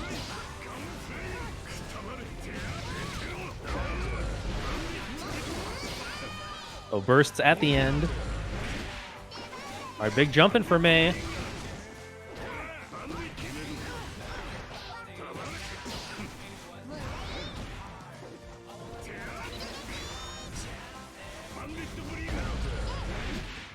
Yeah, just that double jump, spacing out the attempted approach from Soul. Oh, jumps into it though. Maybe looking for an air throw. Maybe looking for a JD. Oh, big counter hit, but no confirm. Tell you, Deku's looking Had for meter. meter. All right, has meter again. We could have another Dolphin versus Tyrant Raid situation. Oh, Night Raid Vortex PRC. I think wild throw. And E2 Deku fights their way through the wall that was Wednesday May to find themselves in the loser side of top 8, where they will play the #1 seed in Memocarp. Guillermo potentially shaking in their boots as they see that they will have to contend with this Soul with one of the scariest things that you can see from a Soul player, which is not valuing their own life. Yeah, just DPing Bandit Bringer with reckless abandon. There's nothing scarier. Far slash than, until it stops working, and then still do it anyway. There's nothing scarier than someone with nothing to lose. When you have abandoned your own humanity, there is only things to gain. And it looks like on the other side of losers, Dolphin did in fact win out over Lelouch. So our top 8 is now locked in, as everyone can see on your screen. In the winner's side, it's Nico versus Festival and Lane versus XCal. And on the loser side, it's Dolphin versus Critical Hit and E2 Deku versus Memocarp. Clean shot of the lobby there as we're getting things set up as we find ourselves in top 8. All first to 3 from here on out. And we are starting out in the loser side. E2 Deku versus Memocarp.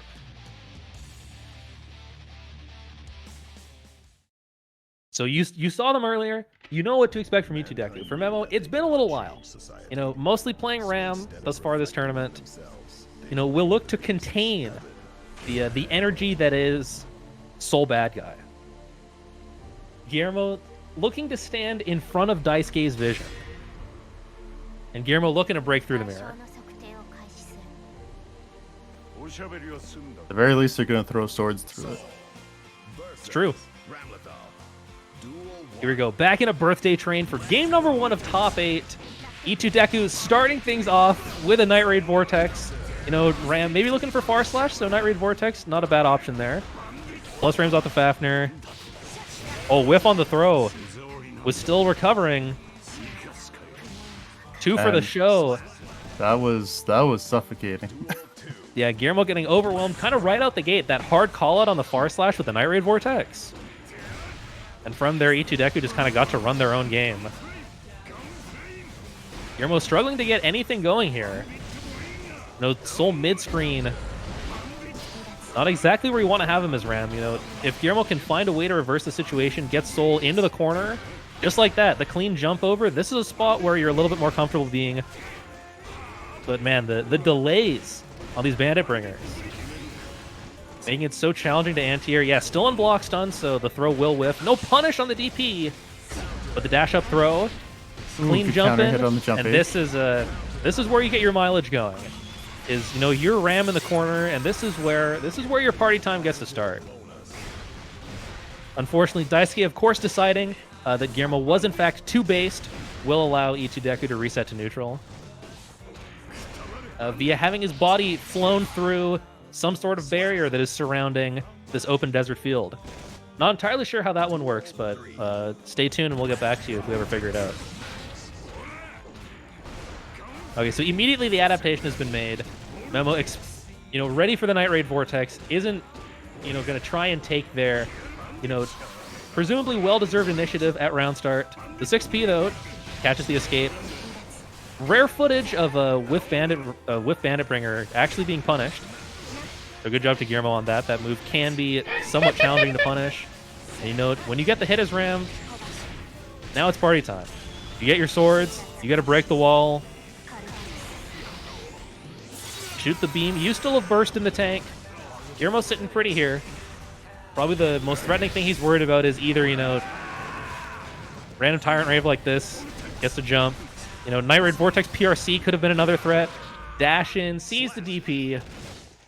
You know, and after being kind of smothered in the first round, Memocarp fighting their way back, slowing the pace of the game down. And they will take the first game in our first set of losers. Top 8. And now, the weather. As you can see, on the eastern front, there is, you know, the weather is quite stoic thus far, but if you look to the west, there is, you know, a bit of a storm brewing in. You could say that it is bullshit blazing. Duel 1. Let's rock. All right, with Far Slash and a Far Slash. Hashtag just soul things. I'm waiting for someone to do the meme where it's like, man, I just found out about low tiers. That shit sucks. And it's just soul Far Slash. And it's like, man, I just found out normals can whiff. That shit sucks. But speaking of shit sucking, the life bar on Soul is slowly diminishing.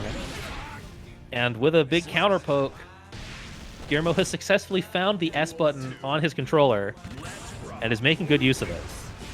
All right, Night Raid Vortex, no meter, so clean punish.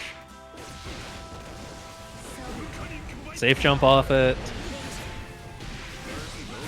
You've got swords, you've got meter, and you've got a bad burst from Itu Deku. It's really nice that they made Ram pretty much burst safe all the time. Yeah, bursting against Ram is definitely a learned skill in this game. Kind of like bursting against Johnny and Exerd, where it's you can't just press the burst button, you got to think about it.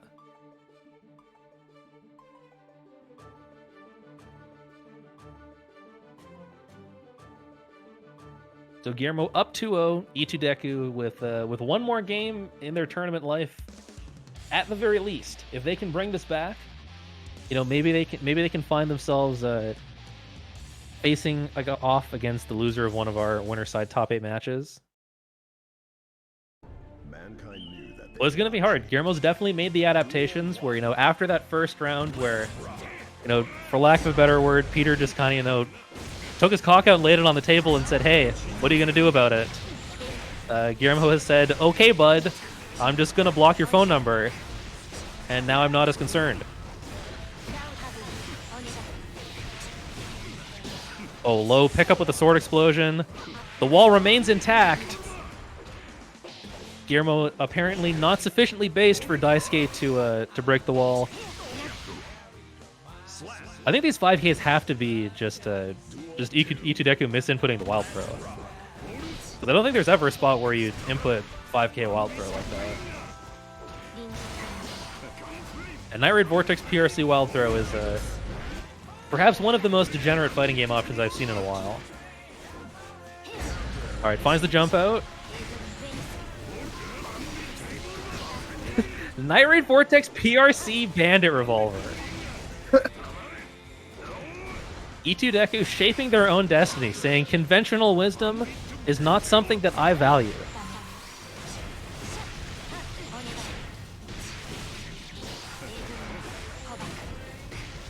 Alright, no jump on the H sword, flipped low. Finds the whiff punish.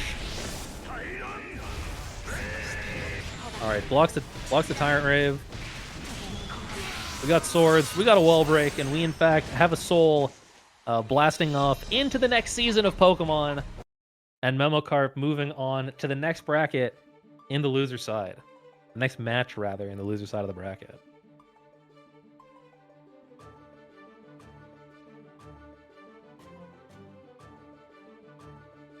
Right, well, guys, thank you for having me. I'm going to be tagging out. We're going to get Dylan back in. Yeah, thanks for having me. Awesome. Thanks for joining us, Tyler. It was great having you around. We're going to have Dylan tagging back in here. And it looks like up next we got Dolphin against Critical Hit. Ooh. So I'm assuming, based on that the people were graced by your wonderful voice, Jawa, and I, in fact, do not have to relay that to them again. Wonderful. Welcome back, Dylan. How has the TO world been treating you in the loser side? I see that there were several DQs. I clicked a few buttons. It was pretty nice. Nice. There was one time when me and Juan clicked the button at literally the same time. It's pretty dank. That is Dylan you hear. Hello, Alex. How's your day going? None other than the illustrious Just Dylan. A name by... I had a joke there, but it's... I've got Sunday brain, man.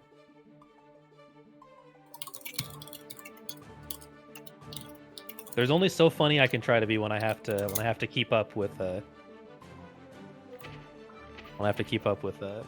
pace of Soul versus May. All good. I haven't been this excited since the invention of sliced bread. Axel X Dylan, let's go. Thank you for being so excited to hear my voice, Raptor.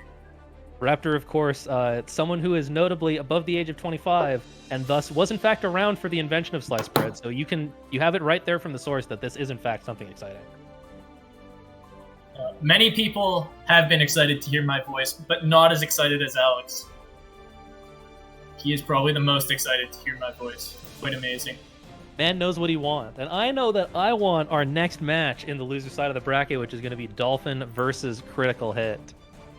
We have what I assume is a Critical in the lobby.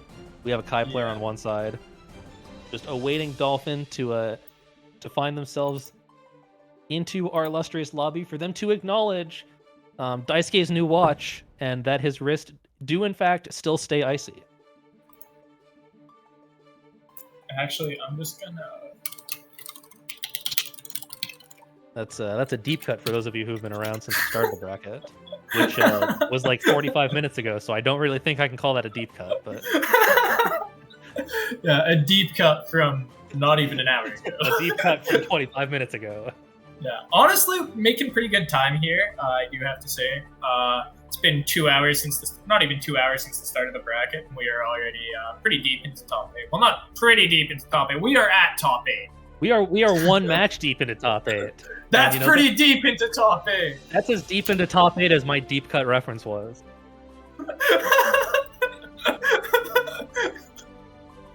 OTP. Ash X Dylan or Dylan X Memo? Oh man. That's pretty crazy. Not a lot of people biting on that one. Not sure why.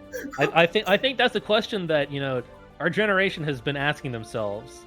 And it seems that, well, apparently it's been decided that it is in fact the dynamic duo that you find yourselves graced auditorily by at the moment. Nobody thought this would happen, but here we are. I mean, honestly, ever since I drove Ash to his LASIK appointment, things just haven't been the same between us. We've grown so much closer. Often find ourselves cuddling under the night sky. Dylan was my light in my time of need after I had a slit cut into my eye and then laser beams shot into it. Honestly, pretty awesome. Pretty badass when you think about it. Yeah, that's true. The surgery did in fact grant me the ability to see very slightly into the future. I will tell you that the future sucks. It's exactly the same. Sorry to disappoint everyone. Honestly, pretty crazy. You would think that it would be slightly different. I was hopeful, but alas, I wake up disappointed in the fact that that not much has changed. Where the fuck is Dolphin is the question that we have been asking ourselves as we are struggling to find ways to fill time as presumably Alex is making polls of which FGC ship you prefer. Oh, that was in fact not Alex. I'm sorry, Alex, for putting such slander on your name. It was in fact none other than one of our wonderful TOs and broadcaster. Chat, can we give some appreciation to none other than Jawa? 7-Up Jawa, nonetheless. When are you moving into being Sprite Jawa? Oh, he officially has the Sprite. So maybe the rebrand is incoming for Sprite Jawa from Chance of Flurries 4. But here we go. At long last, we find ourselves with Dolphin versus Critical Hit, Kai versus Millia. As our resident guy who plays Kai, I will tell you that this matchup is really fucking annoying. Yeah, definitely more interesting matchup for Kai. Not entirely sure how it will go, but Kai, I don't know if he has the best tools at dealing with how Millia wants to approach, but it doesn't look like that's really mattering at the moment, as we do have a wall break already. Yeah, and the one thing with this matchup is that when you do get a grasp on how she approaches, Millia is in fact made of paper that has been left out in the rain overnight and then run over by a car. Yeah, for sure. Oh, that's plus my guy. Yeah, that's sometimes that happens. Sometimes you mash on a plus frame, sometimes you get caught for it, and that's the way I was actually going to say that that preemptive jump K and jump S is actually one way that's good at dealing with Millia.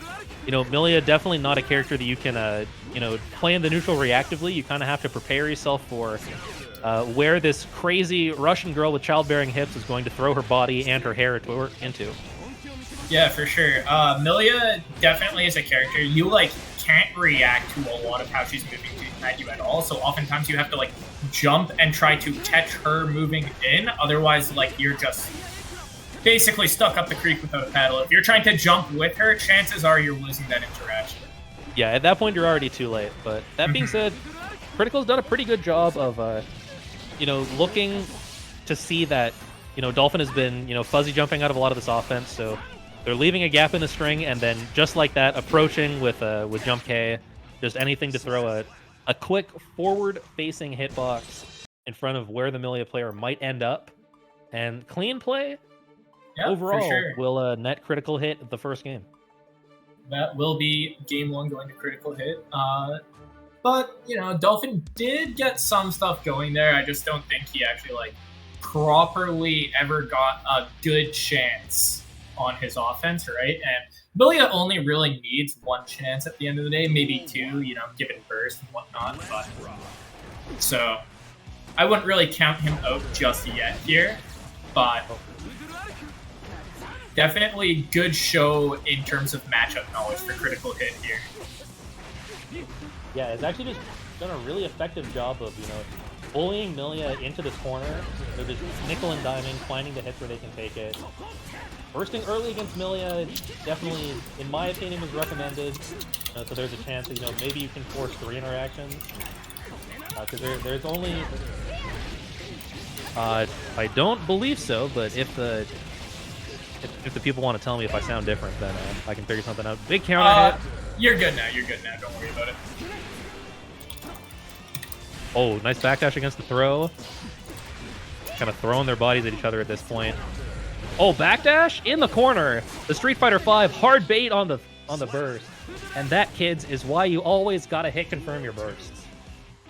Yeah, for sure. Oftentimes, best points spurs being just when you see yourself start to get hit by a normal that they can't jump cancel, usually the best point, because they often have to commit to an RC or something to, properly punish the burst there. And obviously Critical Hit didn't have any meter to RC again, so if he had done 2H or something, that would have been a great first point. Exactly. Here we go. Oh, This is the mix-up. Oh, dropped the fuzzy. yeah. Didn't get close slash, so I don't think they actually had the block stun to get the fuzzy. Blocks the hair card, no punish, but dash up throw will seal out the round. And that'll be for critical. for sure. So let's see how or if Dolphin will properly adjust to the Dolphin has left the room. That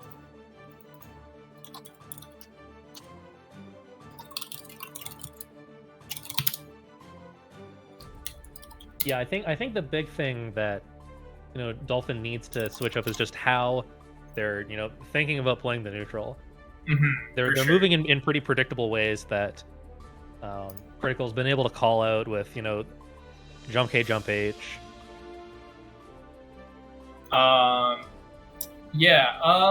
Milia is a character who, like, when she's in the air, for example, she has 2 air dashes, she has her double jump, and she has Capel, and she has Turbo Fall, right? She has a lot of ways to mix up how she is going to approach you from the air.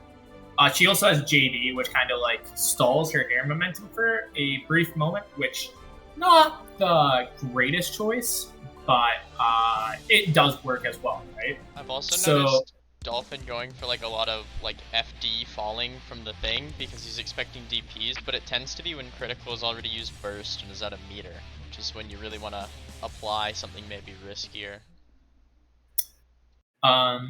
As the voice in my ear just they can hear you. Never mind. Okay. All right, gotcha. Never mind. I don't have a conscience. I lied.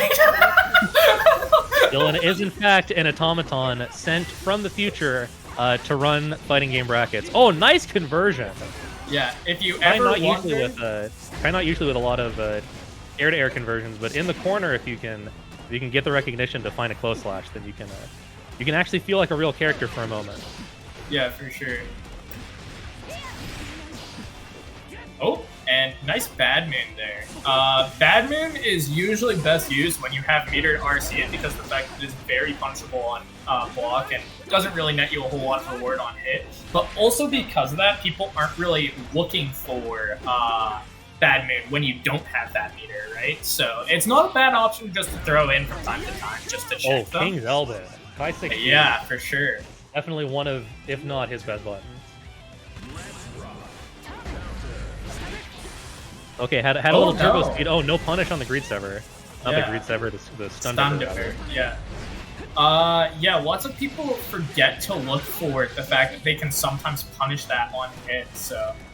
And this is not looking good for Dolphin here. Definitely not what you want to see as you're on your tournament life here, but. Yeah, actually burst on the last of the Dust combo, which is But that will be pretty unfortunate. 3-0 for Critical Hit. Pretty convincing showing there. Definitely very good at controlling that space that Milia wants to apply.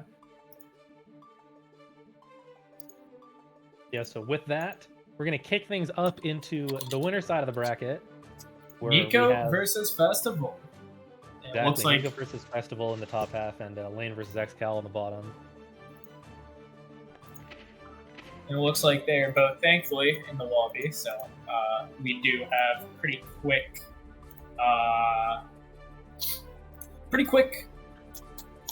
brain. Hold on. All right. Turnaround time. Turnaround time. Thank you. So So And it's then- like volleyball. You're just setting them up, and I'm gonna knock them down for you. thank you. I appreciate the spike. Mankind knew that they can And up next, we will be having Lane and XCal. So that should be pretty exciting. We still don't know which character Lane plays. Oh, no. Never mind. We did see that Lane plays May. Indeed. Johnny still waiting to find himself in this game. He'll probably be waiting for another season and a half at least, if I had to guess. Much to the chagrin of our TOs. All right, big trade out the gate, and This is definitely going to be a considerable pace change from our last match. Nice 6P on the 6H. Some classic strike throw shenaniganry, except it's also from a little girl with a big anchor that rides dolphins. Oh, and that'll be Wake Up Super from Festival there. Pretty good option considering the life lead here in burst. All right, bit of a hero burst here from Nico. See if Yeah. he can get anything going, and unfortunately, Sadly. stays down. Sadly, sometimes your hero bursts don't work out. You know, you always got to believe in yourself. Sometimes you believe a little too hard, right? You can't be a Oh. hero if you don't try. Nice challenge Ex- on that, actually. Yeah, for sure. All right, dash up. This goes for the meaty. Oh, Yeah, nice and check nice on the check on on the 6H. Spiral Arrow. Oh, double air dash in. Crossed under himself, so doesn't quite get to Oh, keep the corner no. positioning. I think Unfortunate he whiff on must the have throw. missed his dash input there. Or knowing Geodash, maybe just ran too far.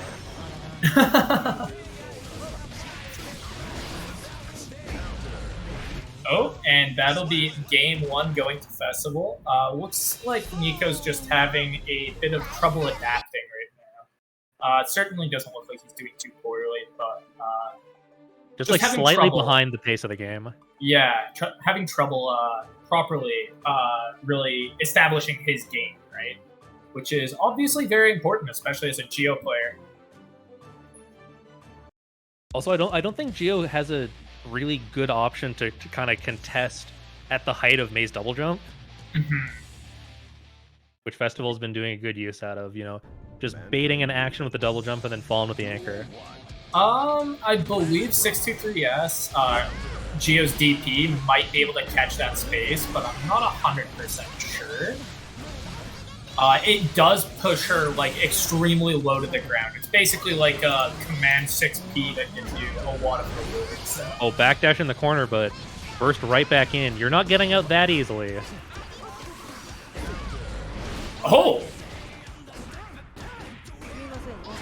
All right, Well, that Nico is with a one chance way to to play the go. game, Oh, but and nice 6P there from Festival just to check that Spiral Arrow. Festival's been doing a great job of checking all the Spiral Arrows so far just to make sure that Nico doesn't get to enforce those plus frames. Nice 6P again. Oh, and 5H's right back. Nico's turn. Let's see. Oh, okay. Festival just jumps out and hits JH. Oh my god, all throw, the no counters. conversion. Yeah, this is a scrambly game here, and yeah, And- the whale's gonna break the wall. That That's was all an she wrote for game two. extremely fast game too. Wow. Casual 40-second game, no big deal. Yeah, no kidding. Festival is speedrunning his way into winners finals right now. So let's see if Nico can try to put the brakes on the train here. Yeah, unfortunately, not using the Ichideku tech of using the power of Birthday Train to control the train either for your advantage or against your opponent. We'll have to fight this the old-fashioned and honest way. Nice check on the 6P. Totsugeki. Yeah.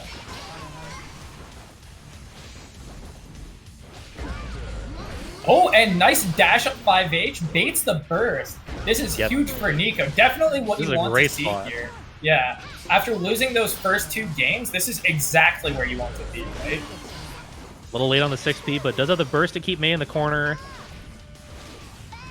Got meter to work with. I want to see, Nico just dash in, RC just like this. Find Yep. himself a conversion. And that will be round one.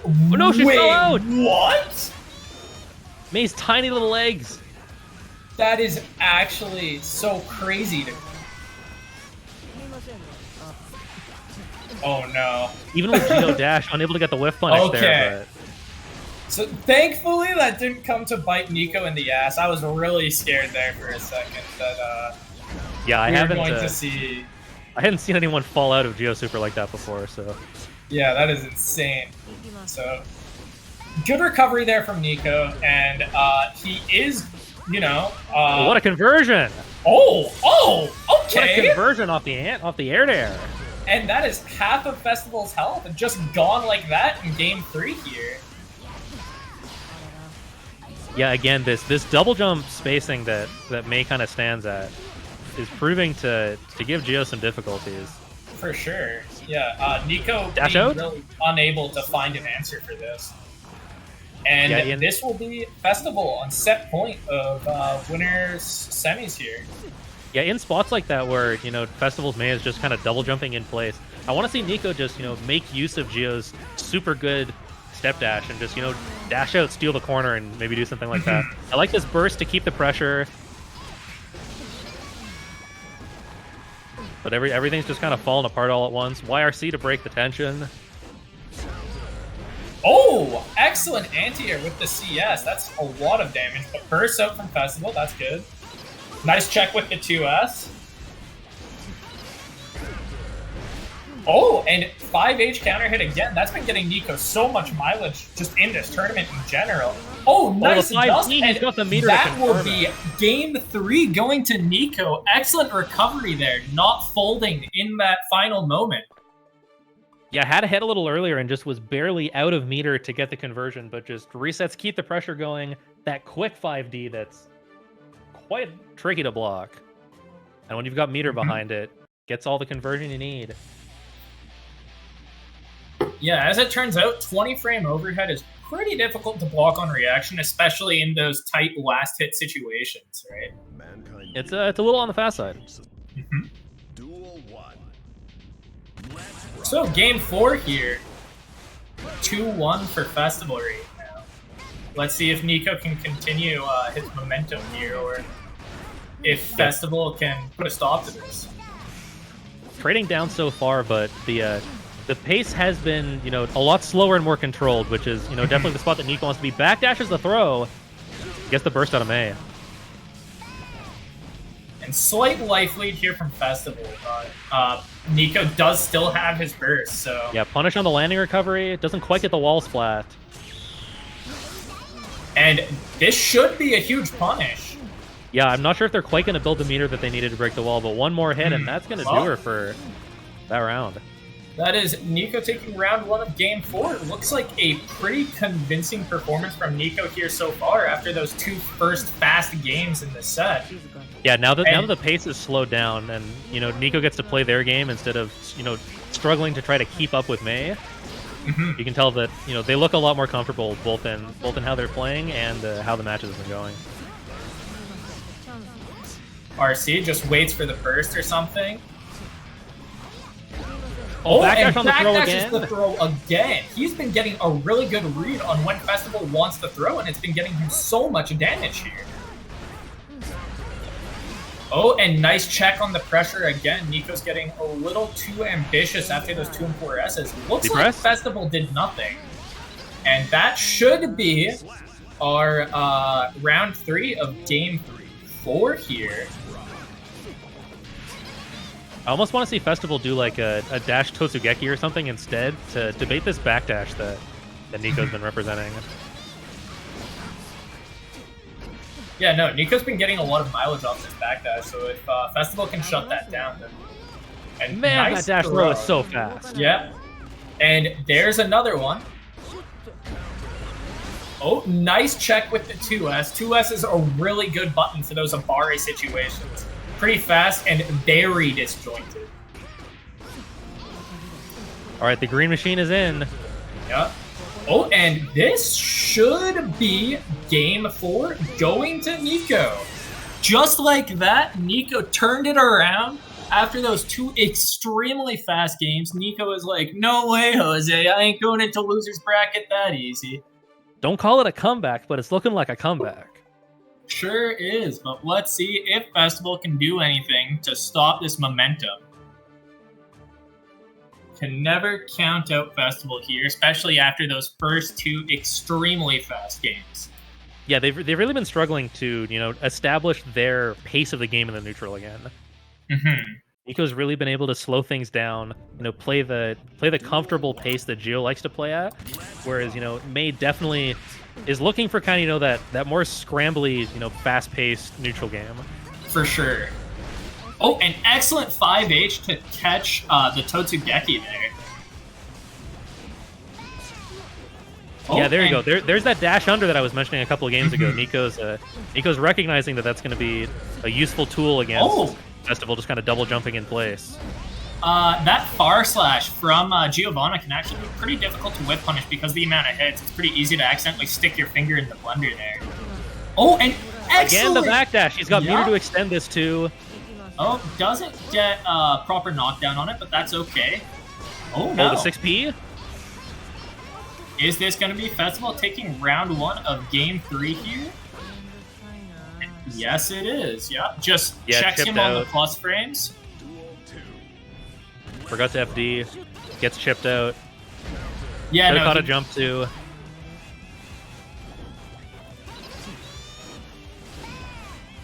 Oh, So dash let's under, see. steals the corner. if Nico can keep his winner's bracket life alive here.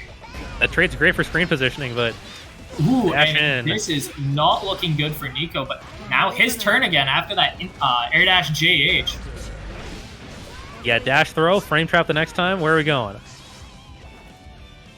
FD for some Just space. backs off. Nice. Yeah, dash Oh, and- back. Put her back in Yeah. the corner. Nice YRC. 2S just to make him respect you after the YRC. Far slash. Oh, burst. Baits the burst. Oh no, gets thrown out of his 5B.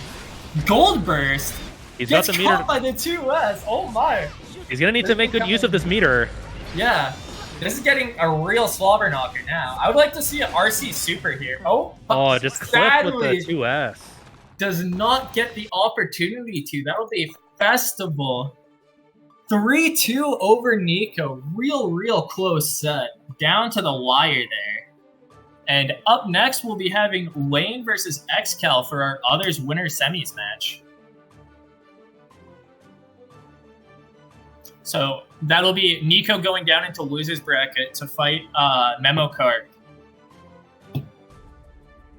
And the loser of this will be fighting Critical Hit. So we will see how this match goes before proceeding into the loser's bracket.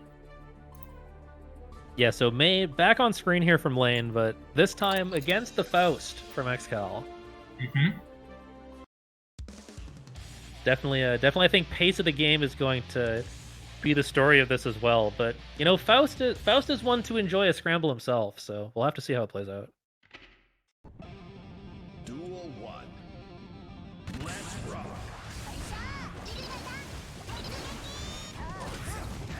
All right, so Strive God XCal. Let's see what he can do. You know, honestly, his Faust really impressed me in that first game we saw of him. And he's just really trying to give this girl a haircut, though. Yeah. He really likes spreading the love with those afros. Oh, holy Oh, moly! playing volleyball with the bomb. Very interesting situations. Oh, what happens here? Yeah, That I think it just slips the recovery. Yeah. Yeah. Well, that super isn't fully invulnerable, so I was thinking that May would get punished, but I didn't realize she also had meter for PRC, right? Oh, Oh, 6H! big 6H. Mix. Right in front of his face. Throws the afro. Oh, and gets caught by Far Slash. Just not really being able to catch May out of the corner there. All right, throws this man J2K. Such a good Oh, move from nice Faust. 6P. Faust 6P, definitely one of the best in the game, in my opinion. Very fast and goes very high in the air. Oh, but sadly, doesn't matter against this goblin with her JH. J2K again throws the love bomb. All right, has a And- hammer, but just gonna backdash out of that. XCal really just not being able to get the pace of the match. Gotta watch the bomb. here. Oh, 6H gets 6P'd. Throw it in the corner and OTG to kill. That'll be game 1 going to Lane. Pretty convincing. Yeah, Lane just kicking up the pace of the game to a little bit faster than what XCal was looking to go for. Faust, in previous games has really been one to enjoy a fast-paced scramble, but it seems that that the version of the character in Strive does like to at least have a little bit more control over the pace of the game.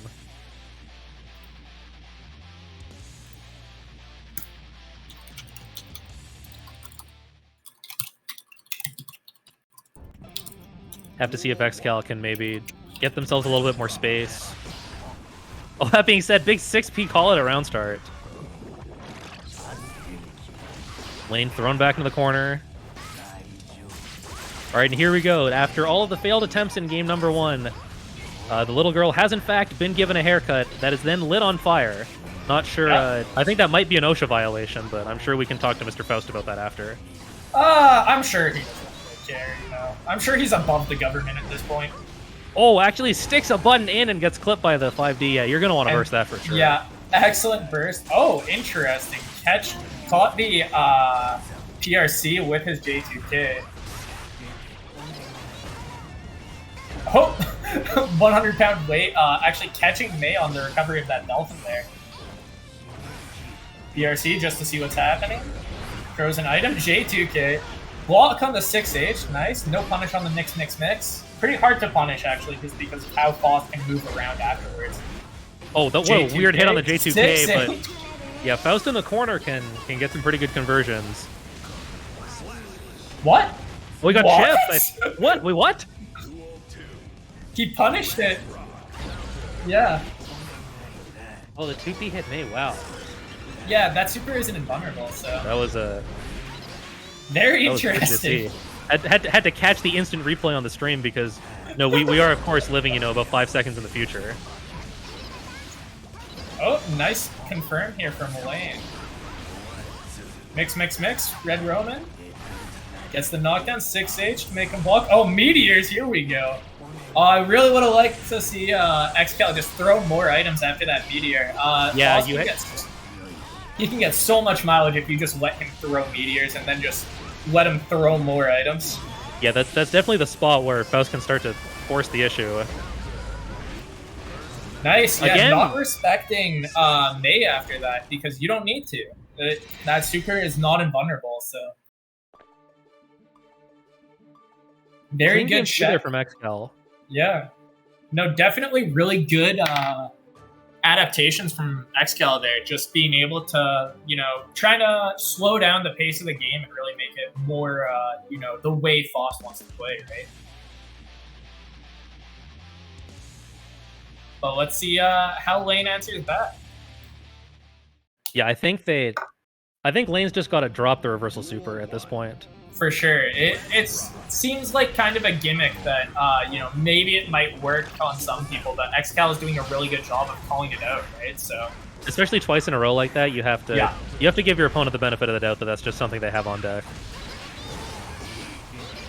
just bursts out. Definitely don't disagree with that decision. Oh, unfortunate, gets punished by the bomb there. Alright, some 5D nice trade. JD. Yeah, caught the explosion, still had the afro. Oh, okay, well, Lane is doing a real wake-up super now, so... The games are over. Meteors again! XCal demonstrating to the stream that they are in fact a very skilled Faust player, able to throw meteors twice in the same set. Yeah. This is the mark of a truly strong Faust player. Takes his own afro, he wants that. He's trying to go to the disco after this one. Oh, nice J2K over the Totsugeki. That is crazy. Yeah, I thought Totsugeki was a really good response to Scalpel Pull there, but Oh, XCal one step ahead. very nice. DP, reversal super again. XCal blocks it this time. Just gets a short little punish. Faust punish damage not being the best. Throws the trumpet. Who will get it? Oh, XCal the trumpet. XCal picked it up by getting hit. What a genius. This is the power of Strive God XCal. He knows exactly when to get hit. So Oh, that 6P through the Scalpel! Oh, wow. Very nice from Lane there to be ready to 6P. Oh, nice. Yeah, dash in, the bomb's gonna hit them both, but that's a trade that XCal will take any day of the week. For sure. And that'll be XCal taking round 2 of game 3 here.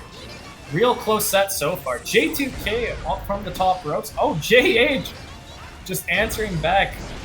Oh, big counter hit on the 6H, but unfortunately, I don't think Faust can get anything else other than mix mid-screen. No, not a whole lot if it's on air hit. He can throw items, I think.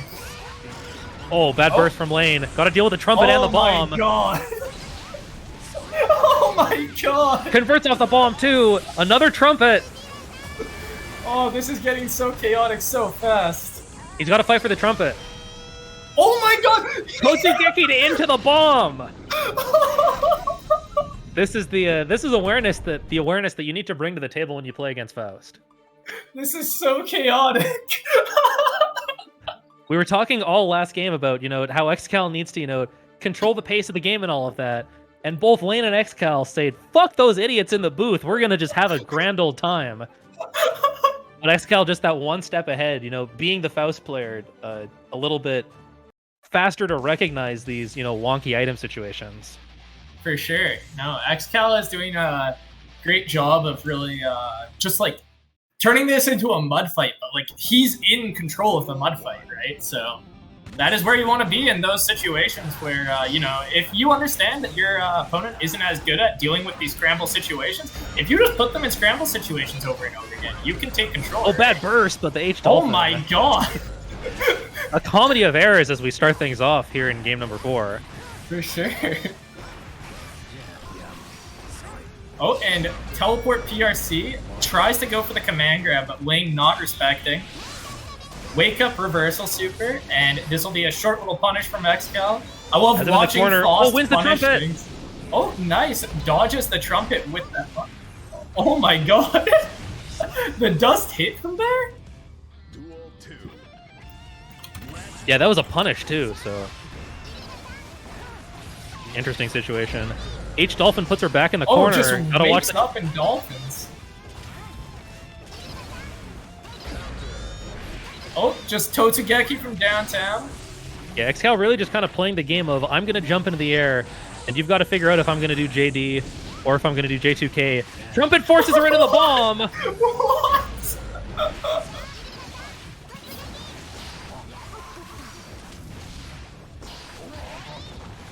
Oh, nice 3K. 3K sliding back in the front. Oh, wow. What a block from XCal. Yeah, got the block And on the crossover and then YRC to that deal will with the 5D. Game 4 going to Lane. Excellent answer back from Lane there.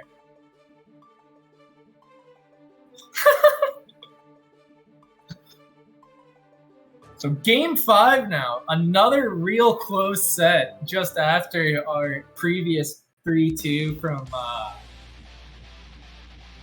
Festival and Nico, sorry. Bit of a XCal's long finding these advantageous item interactions, but the conversions afterwards just aren't there as they were in the previous games. Yeah, Lane's, for sure. Lane's finding the Totsugekis that, were either getting punished previously or just ended up, in the face of some, for lack of a better word, random Faust bullshit. All right, walk back, take the trumpet. Yep. Yup. Goes for the command grab.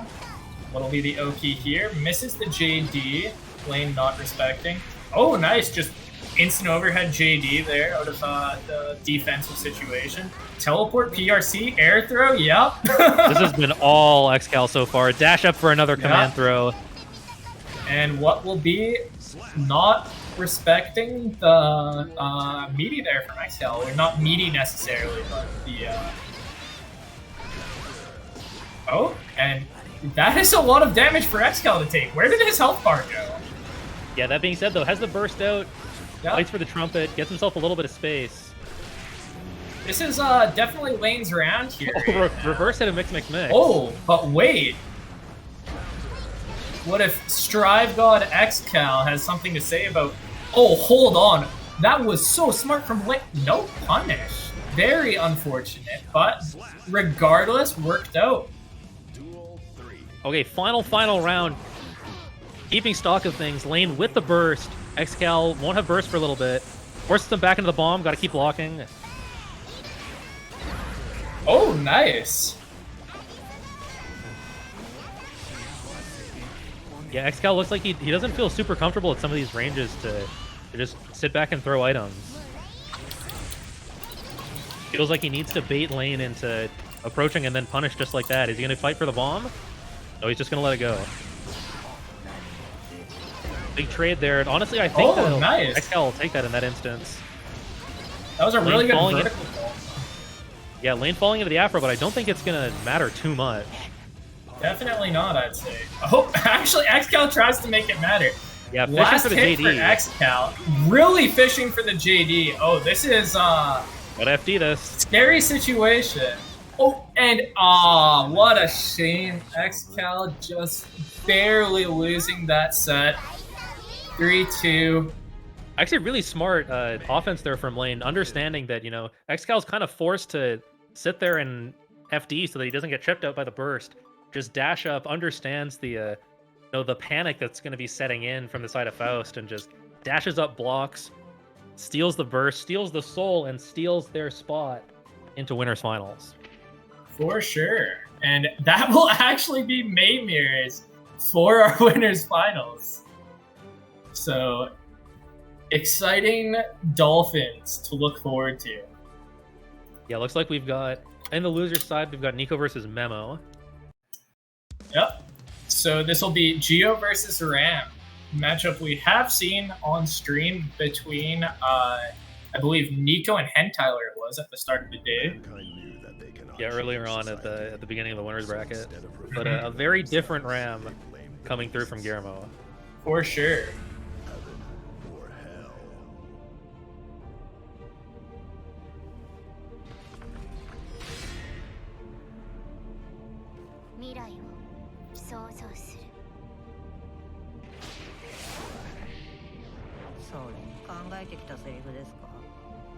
Just gotta take in a moment in that one as the sassy Brazilian has no time for whatever the fuck Ram is.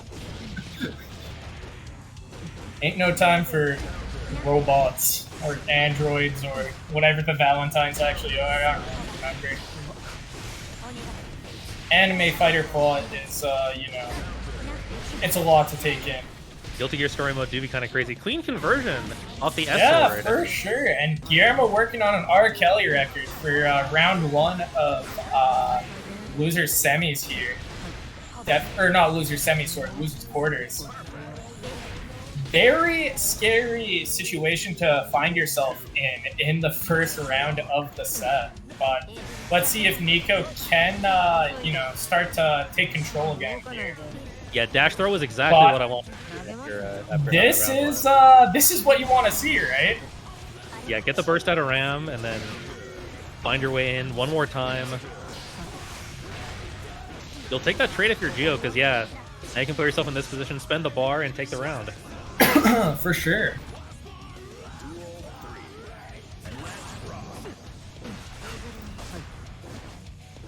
Oh, nice backdash on the Rekka there from Nico. Oh, and nice check on the jump in, though.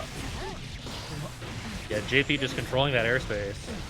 Really smart from Guillermo there to not break the wall. Doesn't really want to play neutral with Ram. He just wants to, kill her in the corner, so.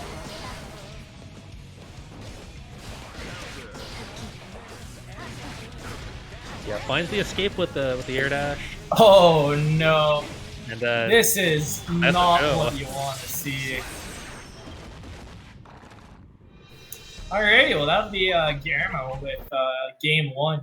Really convincing that first round, but Nico managed to answer back in round two, and honestly, round three was pretty close too. So I don't think he's out of his element at all. He just needs to find his turn, right?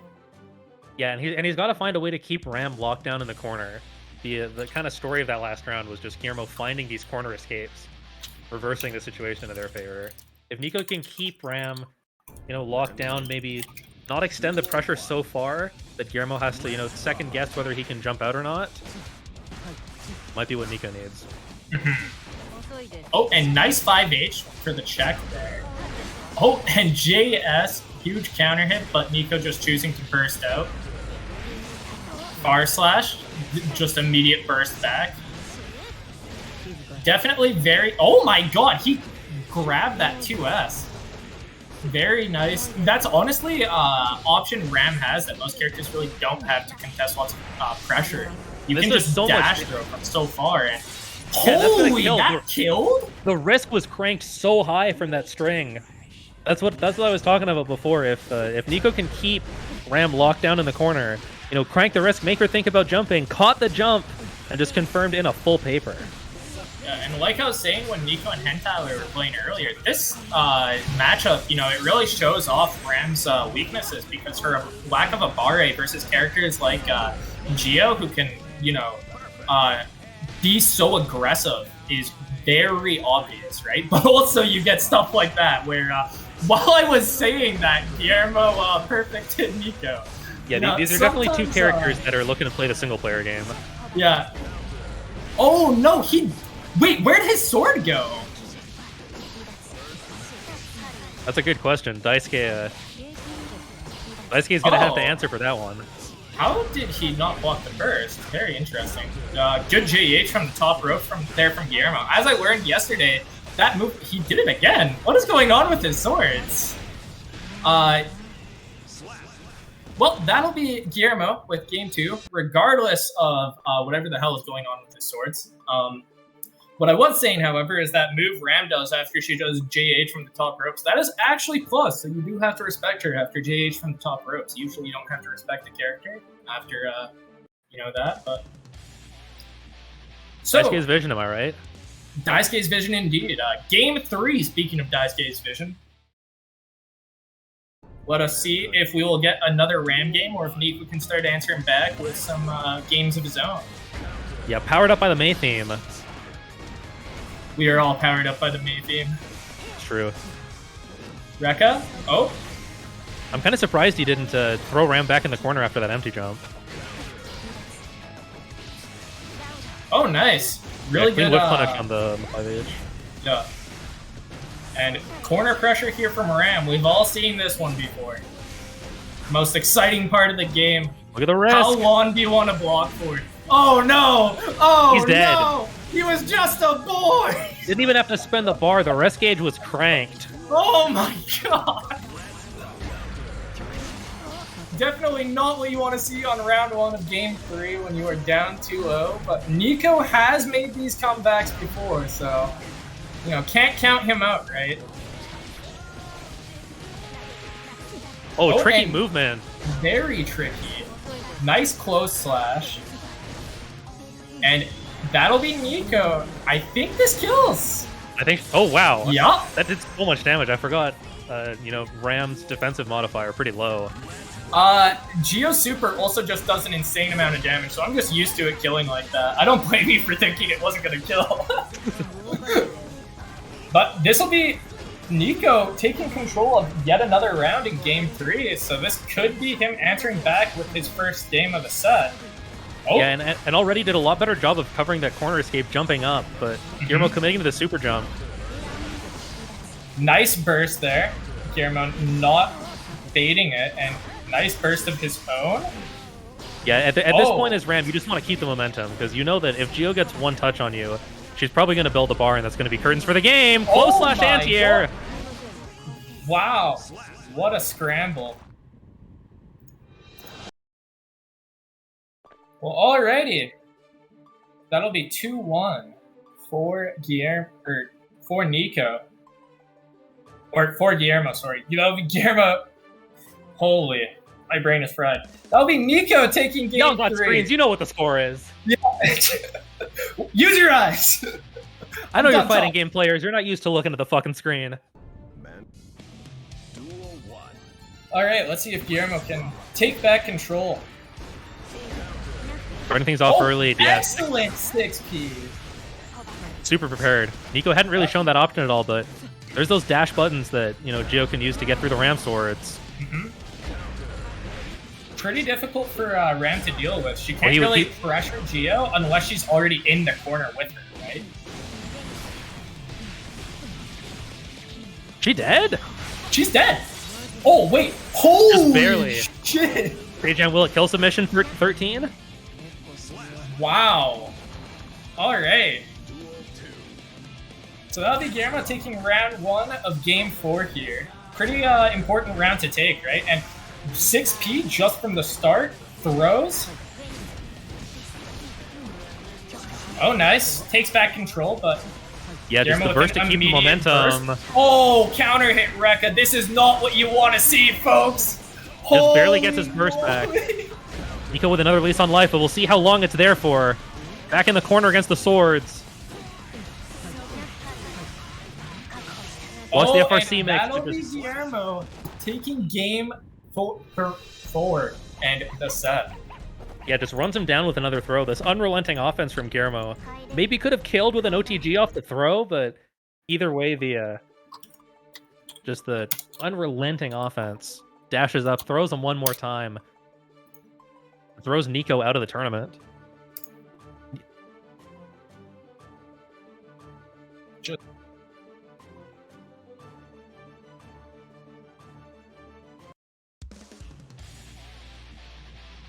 Getting right into our next match in losers. Xcal versus Critical. Critical opting for the soul in this matchup.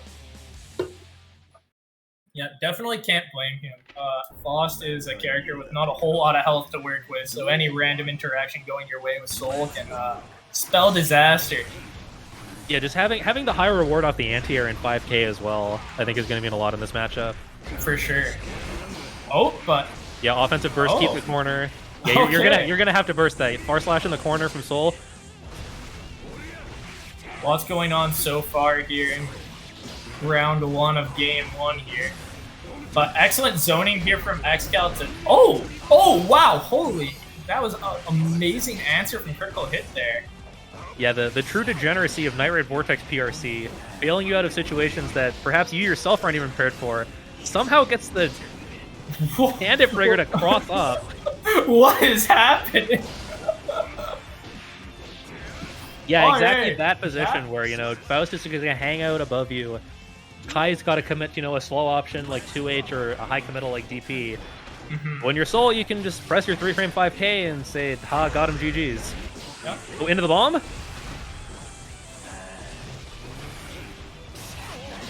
Oh, nice 2H, catch the run in. Oh, yeah, Night Raid Vortex underneath. Big counter hit. What is Lump's complicating things a little bit. Oh, nice. Right, the nice JP yeah. chases down the J2K. Yeah, staircase him down. BRC sees what's going on, but can't really do anything about it.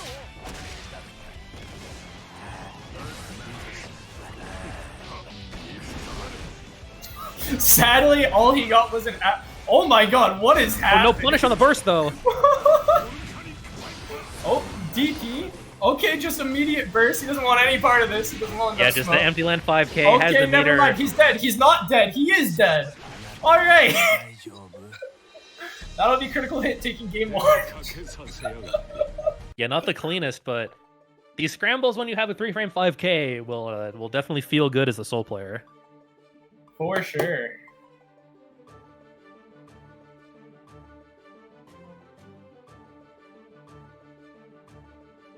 Xcal was, creating some interesting and kind of complex scrambles with just how many bombs he was pulling. Threw like 6 bombs in a row for a little bit there. Yeah, no, for sure. Honestly, I think one of the biggest things that I noticed in that game was every time Xcal needed a good item, he didn't get one. For example, like in that last few seconds there, he threw an Afro when he desperately needed anything else and immediately goes to the Milia. Honestly, not super surprised. The Faust did look a little lost there.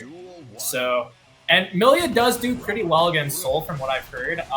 There is, a few things, obviously, like Milia's lack of health that can be pretty scary, but not a bad decision either, especially when Faust doesn't have much health to begin with himself. And nice 2D, gets things started. Immediate nice burst timing on the burst, though. Forces him back in the corner. Oh, no. Oh, no. Wait. Drop the confirm. Wake up, yeah, that's gonna catch the immediately. Strive God Xcal is ready for you to drop all of your other side. combos. Excellent. And this is not dead. Milia does no damage. Never mind. Wait, okay. Yeah, How no was he conversion, ready for that? In true Guilty Gear player fashion, if you're not sure what to do, sometimes mashing throw will in fact get you out. Honestly, no, the craziest part is Critical Hit actually tried to throw him. He was slightly too early. So Xcal would have teched the throw no matter what. Man, whiffs the 6p, still has time to 5k the dash in. Oh, nice. Oh, unfortunate. Doesn't get dash up. Oh, and block on the DP, but I think that DP is safe like that, so... Nice. Yeah, Burster just back into the immediate corner, burst up. jump the hair car. This round is looking pretty good from Critical right now, and excellent far slash catches the back dash. Xcal though, it does seem to be having a lot better time in this matchup in comparison to the Faust. For sure. Isn't quite Immediate burst out. the puzzle pieces aren't all quite together yet, but you can see that you know, he's got some time for the gears to start turning at the very least. And at the very least, he has this round to lose still, so. And Oh, that's a big drop. That is not what you want to see. Oh, immediate DP out of the charged 5D. 6H just goes into the hair car knockdown. Nice cross up. Last hit situation for both players. Just Unless walks he up gets a slowly. throw. Wild throw would have killed. Goes for it after. And, wow, throw of his own to close out game 2, going to Xcal. Really good, pick here in Emilia to change up the pace there. Does not look like counter pick. Ooh. I mean, I don't know about. I guess his Kai played into Emilia before and did a pretty good job, but For sure. Oh, no, just goes back with the soul. Maybe he just likes to switch it up. Play soul one game, play Kai the next. Duel 1. both of the rounds that Xcal did win were, you know, pretty down to the wire and quite scrambly. For so sure. I definitely don't think it's the matchup, and if you're ever in a position where you think the fact that you picked Soul is the problem, I think you might have some things to reevaluate with your thought process. For sure, yeah. Soul is never the problem. Nice Oh, 6P. nice 6P goes into the hair card, and Wire sees that gave out. so much space off the air no. Is he? No, he is not dead. Wake Up Wayner just does nothing. Yeah, so that will be a punish, and that'll be game for round 1 going to Critical Hit.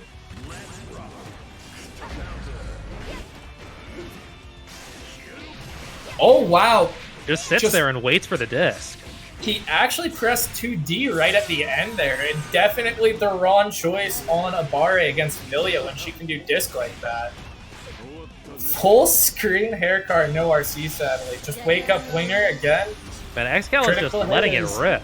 Yeah, and Critical Hit, he's definitely catching on, and oh, what an air throw!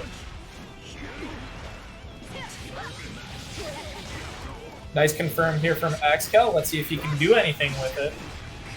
Definitely needs a bit of a miracle here to stay in game 3. Just does nothing, waits for the DP or the burst, but As Critical the burst Hit out falls into wise- the disc. Wow!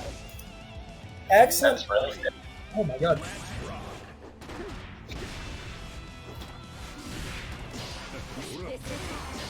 Okay, I caught my earphone cord on my arm.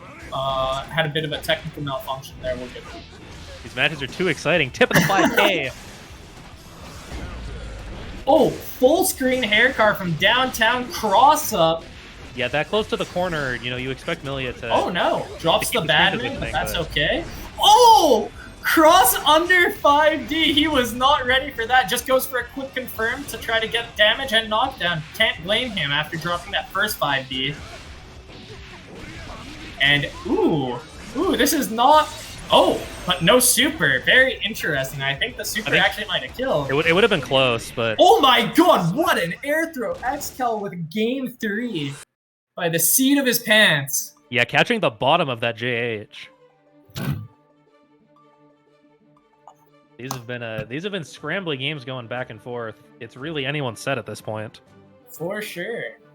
Xcal just barely managing to take out those last 2 games, so. Critical Hit on his tournament life here. Hopefully he's not feeling the pressure too much. Duel 1. Let's see if he can...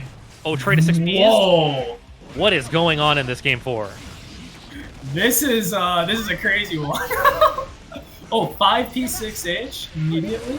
And just 5K? Okay, these guys are swinging now. Oh, nice block, but doesn't block the immediate low afterwards. Can be pretty tricky to block low immediately after the high like that. Oh, nice. Gets the cross up, doesn't block. Oh, this will That's actually catch. Yup. Huge damage for XCal. I honestly thought he was going for the throw. That'll be round 1, going to critical hit for game 4.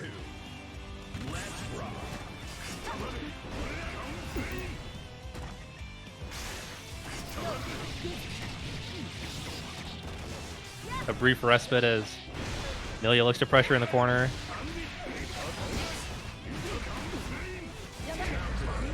Oh no. The 6P wild throw. Guess for game. Oh, 6H, no punish, but Turbo falls into the 6P. We got a game 5.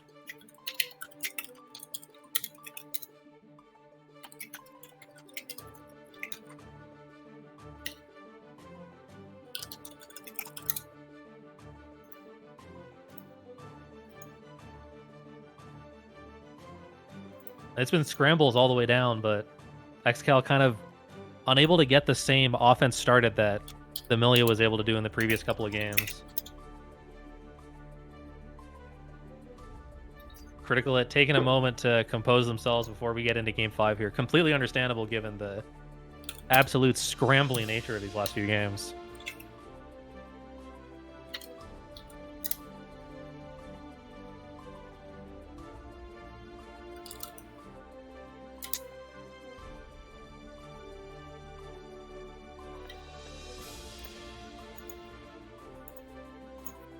Okay, just taking a moment to change stage here. Apparently we're having some net play woes.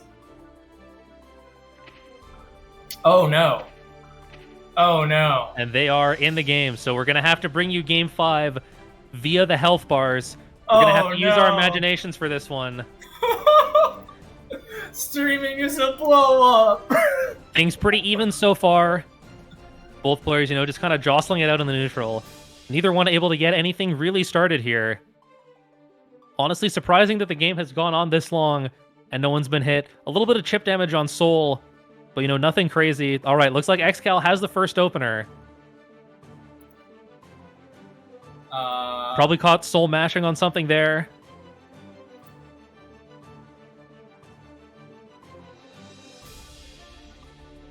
All right, looks like he's getting hit by disc mix-ups. It's not looking good for critical hit in this first round. Sounds like we are going to just have them commit die and play the... Oh, they're just running it out so we can get the match on broadcast. Yeah, hopefully that is what's going on here. Yeah. Or XCal is just dropping the fattest R. Kelly record that we have ever seen, but we aren't seeing it. Yeah, we may never know. That could have been just a complete wash, but... Okay.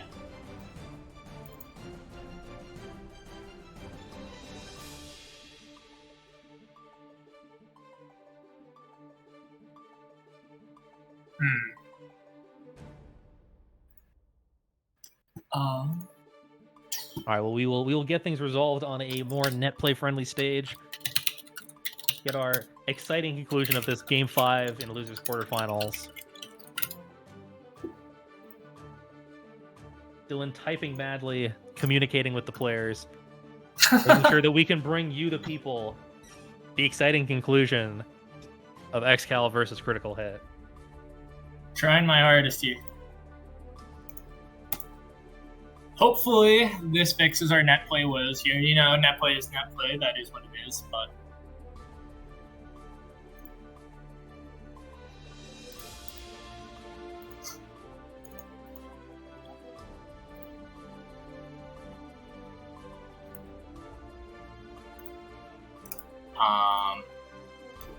Don't know what we are waiting for here. Okay, looks like we're waiting for nothing. Never mind.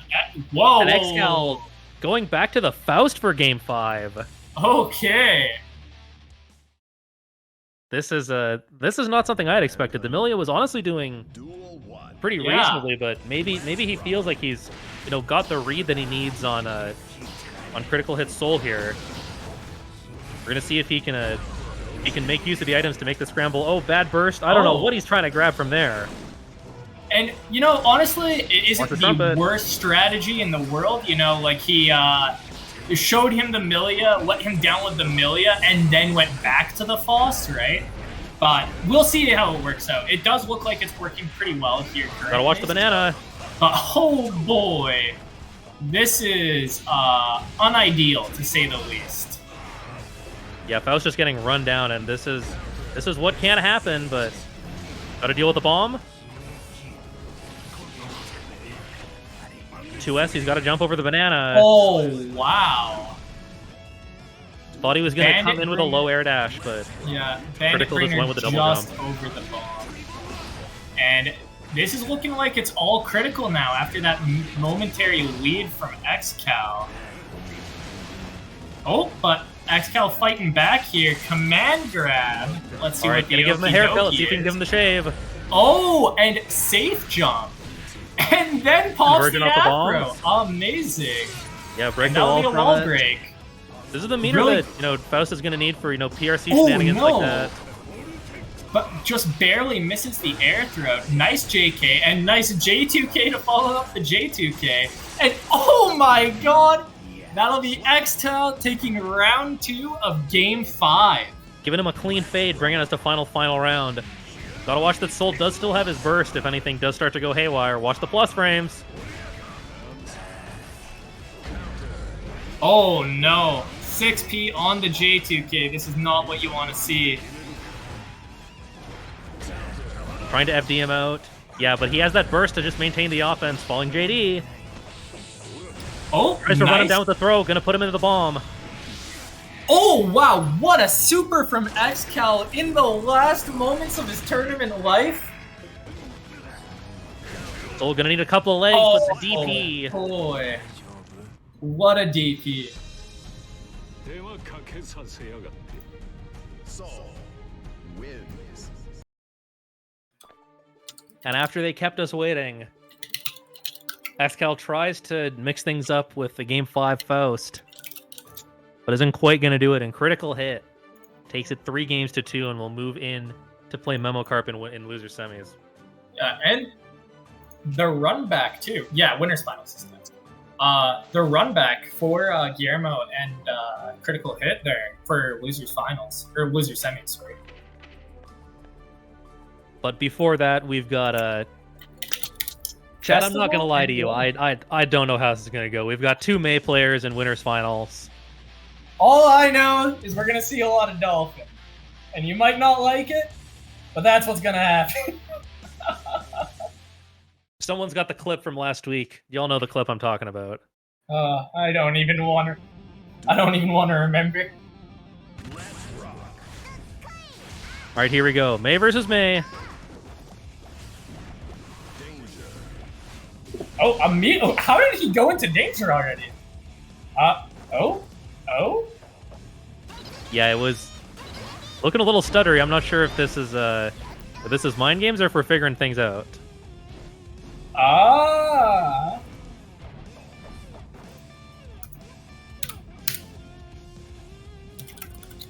We have our TO team of trained professionals, 150 years of experience between them on the case.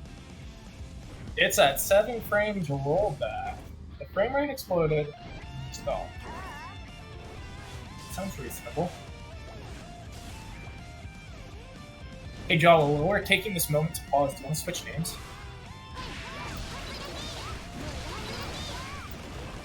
Okay, looks All right, like they're we playing it out. Or no? Maybe not? I think we're trying to reset from here.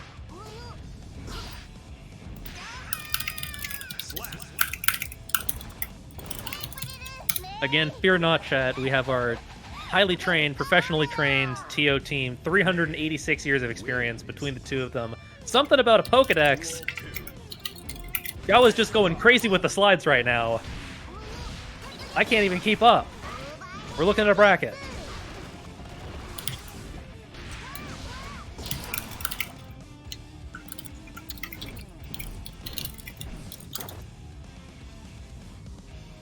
Again, fear not, chat. Our team of expert TOs, 387 years of collective experience, are on the case. We'll make sure we get things sorted and that winners finals can proceed as intended. But until then, if you've been enjoying the show, make sure to support the stream. Drop a follow. Let the people know that you like what you're seeing.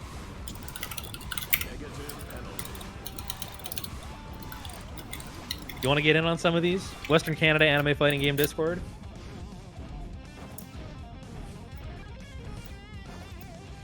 Do you want to follow the minds behind this event? 7up Jawa and Just Dylan K on Twitter, respectively.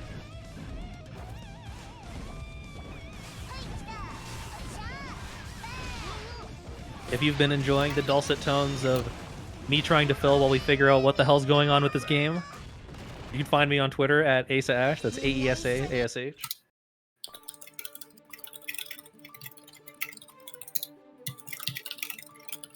And again, I cannot stress this enough. There is nothing to worry about. Our team of TOs has 787 years of professional tournament organizing experience under their belt. And there is no problem that they cannot solve, as long as it is directly related to running a fighting game bracket. Through those time, they may, in fact, have a solution to world hunger, but that has yet to be proven. I wouldn't put it past them. Okay. They are a team of trained TOs with 1,687 years of collective experience. These years are going by fast, man. I am scared with what you're dating me at. Well, looks like we have... Oh, Festival left the room. He wasn't supposed to do that.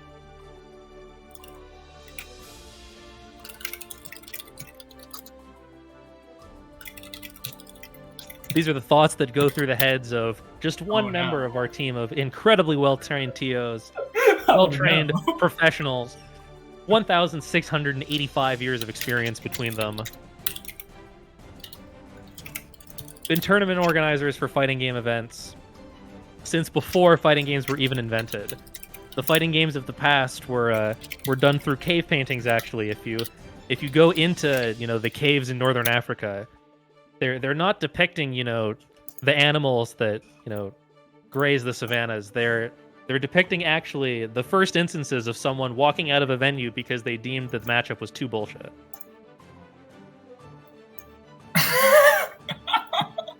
All right. Well, bit of a miscommunication between myself and Festival here. I told him that he should try closing his game after this, and he thought I meant after that game, when I had meant after this set.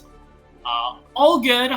We'll have the game up in just a short moment here. Festival just needs to communicate with our good friend, the server. And we will have winners finals back up and running in no time. So This, of stay course, patient, folks. This, of course, could not have been the fault of our professional team of TOs with 1,857 years collective experience between them. How old does this make us?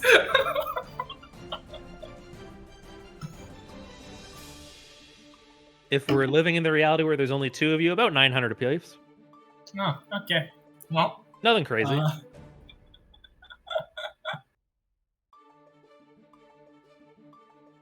Let's look at this losers run from Memo. Losing in their very first match to none other than Critical Hit in a pretty close set, Ram versus Soul, running it all the way back. yeah. To the rematch, that is right. 2-0 over Hentyler, 2-0 over Zero Requiem, 2-0 over Itudeku, 3-1 over Nico to find themselves in loser semifinals, where if they win, they will play May. The question is, which one? Which? Yeah. So If I'm a betting man, I would say that May's probably going to win this one. My money would be on May. honestly, I'm gonna be real. This is probably the only tournament I've seen where the top four is just like, hey, do you guys want to see like some of the top tiers?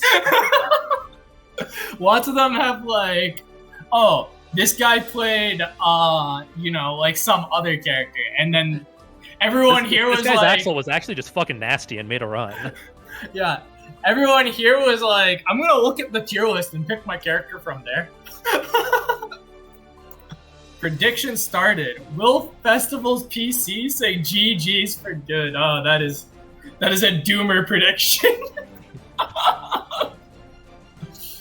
Alright, well, hopefully his PC doesn't say GG's for good.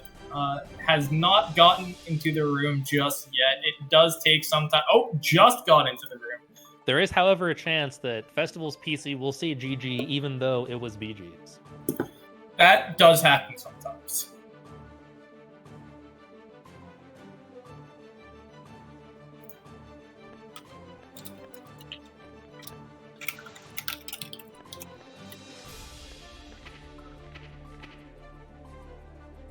Alright, looks like Festival, much like Jesus on Easter Day, is rising from the ground and is here to play Maymirs. Much like Jesus, also much like a loaf of bread.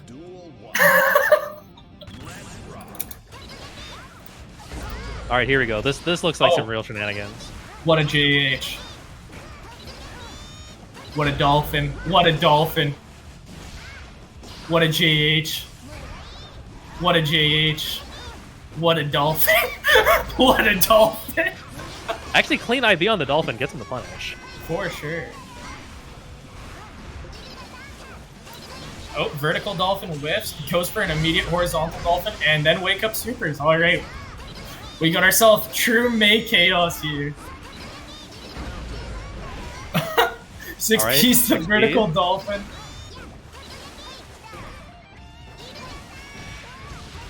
The only tragedy here is that they didn't pick Maytheme. Yeah, right? What is going on here? Festival not going to the hero burst, understands that there is something in these later rounds. Festival won. Festival won. Right, never mind. See, I was confused by Guilty Gear's extremely intuitive round counting UI. Yeah, can't blame you. It's Oh, nice burst from Festival there, and then Alright, with wants the to bait. wake up reversal. Very nice. This should be. Wait, he has burst. Oh, 6K. Well, PRC. Oh, what? That was insane. 6P goes for. Oh wow, block on the 6K, and then 6P's vertical dolphin. Wow, what a game one.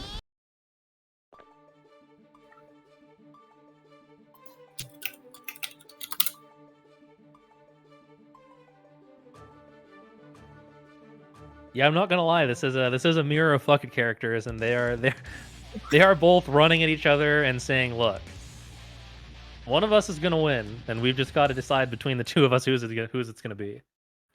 Yeah, they bought this game to press buttons, and they're gonna use them. Damn right they are. Oh, G2H from the top ropes. All right, Togeki's Dolphin's the back. dolphin. Okay, we got Where's the some burst? stuff happening. Yeah, bursts on the third hit there, not a bad choice. You know, starts to realize, oh, this is dealing a lot of damage and does not want any part of it. And is this an R. Kelly?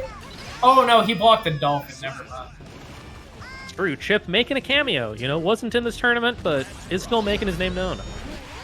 For sure, and that'll be 3K. Oh, immediate gold burst.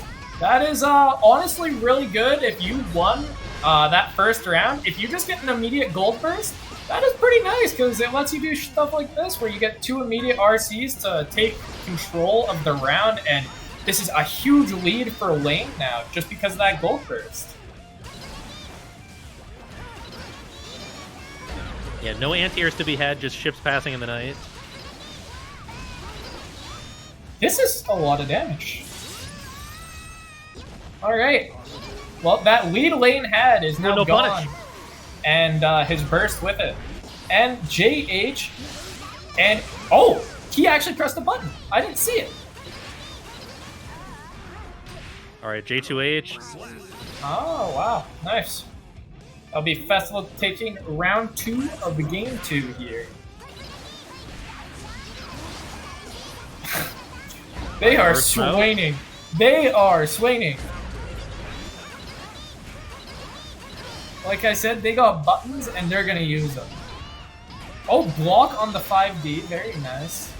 Lane really likes that 5D, so smart of Festival to pick up on that, start looking for it. JH caught the Dolphin.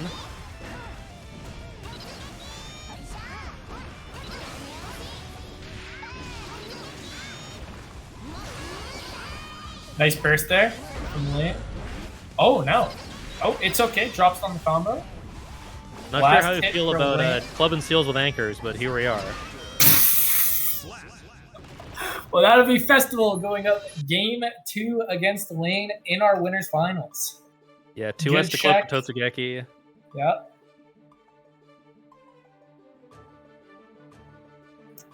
So let's see how Lane responds.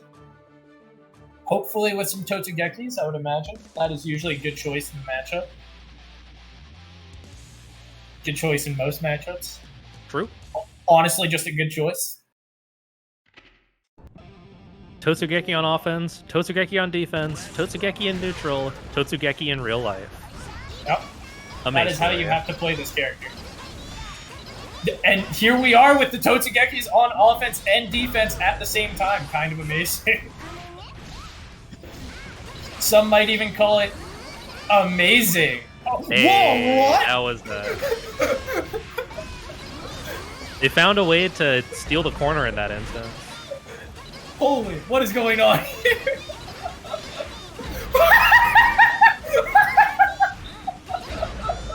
Oh, this is Oh, so Totsugeki chaotic. flipping the start on Totsugeki.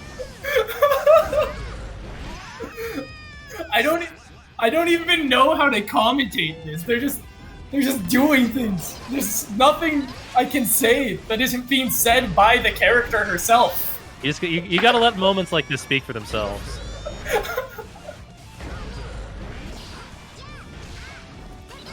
This game is looking like a 3-move game. You've got Totsugeki, you've got JH, and you've got 2S. Yeah.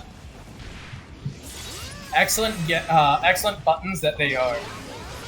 Oh, Wow, what a 3K on the yeah, round Lane start. unlocking some new technology, utilizing 3K. Oh my god! I didn't know you could do that super in the air. And that will be Festival going into winner's side of Grand Finals.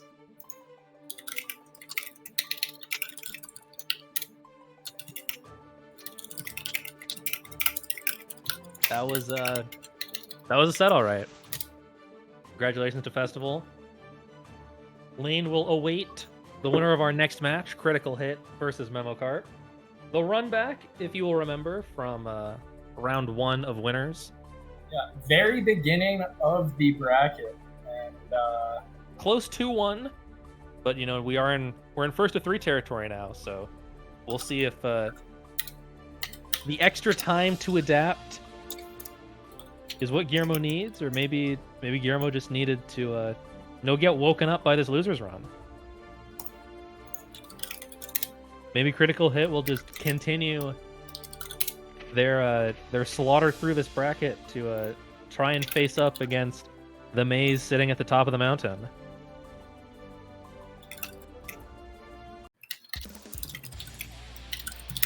yeah, for sure. You got to get through 2 mazes after this, so you have to try to, maintain the mental energy here for the composure you will need to deal with not 1 but 2 mazes on your venture to winning the first retirement home rumble. Who is the strongest retired player? Is it Guillermo or is it Critical Hit? Let's find out. Duel 1. Story at 11. So pretty slow round start there. Just both players choosing a defensive option. 2K2D, and Guillermo is on the pressure. Critical Hit now in the corner, so... Oh no! Alright, well, just immediate burst back into the corner, but Critical Hit finding the instant air dash JS. Clean corner escape. We'll take a 6P for it, but now is where things start to get troubling.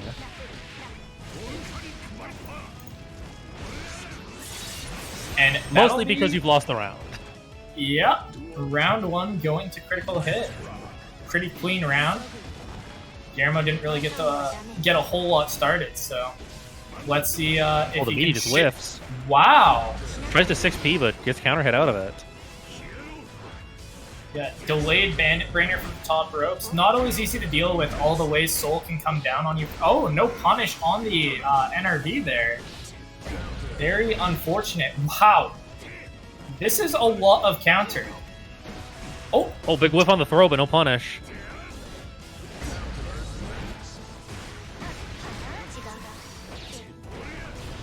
oh, whiffs on the 6H. All right. All that it takes was is a- that one conversion. Yeah, no, pretty convincing round from Guillermo there. Definitely good adjustment from that first round. Let's see if he can keep up the pace. Oh, nice punish on the Bandit Revolver. Not always easy to punish, so.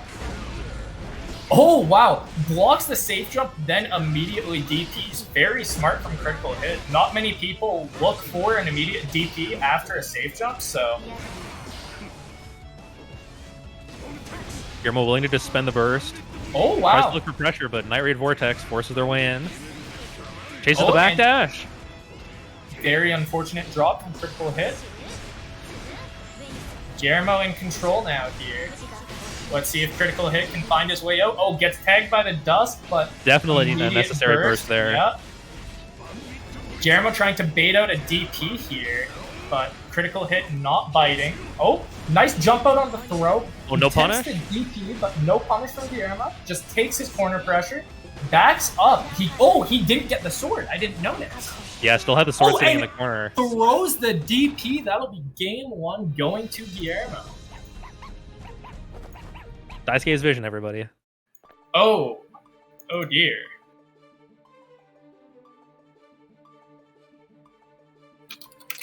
Is that a good oh dear or a bad oh dear? This is a bad oh dear. Well, folks, it may be a bad oh dear, but know that you have nothing to worry about, as we have our team of professional tournament organizers with 2,675 years of experience between them on the case.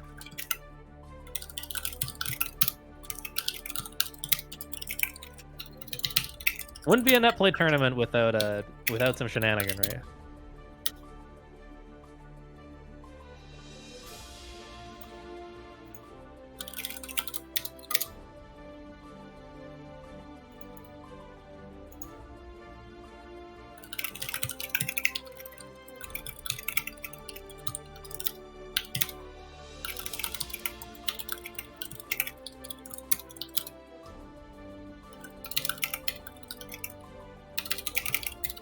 Do you hear that, chat? That's the sound of issues being resolved.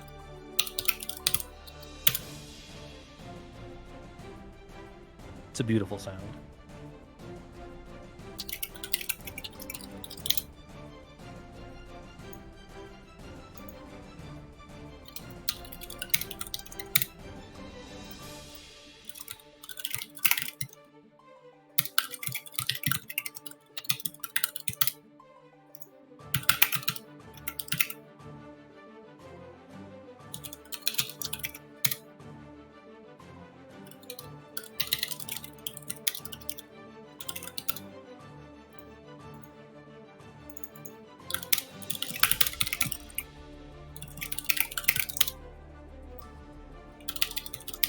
As the keystrokes become more and more furious, know that the issue is one step closer to being resolved. All right, we've got people in a game. Okay, let's see if this fixes our issues. Duel 1. Ah, I see. Okay. The issue was they didn't have May theme. That makes sense. Yeah. That is often the problem. You know, Guillermo was getting pretty upset about the fact that we didn't have May theme playing. He was demanding it. Critical Hit was a little unsure if he wanted to listen to May theme. Finally, we got him to just be like, "Hey, man, you know, Guillermo really likes his May theme. Just like this." Oh wow, Bandit Bringer from the top ropes, catching Guillermo, and oh, nice air dash out of the corner. No whiff punish on the 5K. Oh, 6 Oh, wow, what trade, a- and then. All right, well that would be Critical Hit taking round 1 of game 2. All I'm saying is the end of that would have been way more exciting if that was in Danger Time. Probably true. There was a throw. Yep, you could feel that one coming. Yeah, PRC to chase the backdash. Oh, walks into the end of the 6P. Oh, nice punish on the NRB. Immediate burst out from critical hit. Guillermo fighting for his game. Oh, what a 2 conversion. rivalry. Quick little 3-piece, gets him in the corner, but the 6P, oh, catches the And jump. that will be game 2, going to critical hit. Very quick one. All squared up after whatever the fuck happened before, but it's okay. We're chilling. We've got the May theme. Sadly, I think he has his music set to random, so we're going to lose May theme now. Unfortunate. Very unfortunate.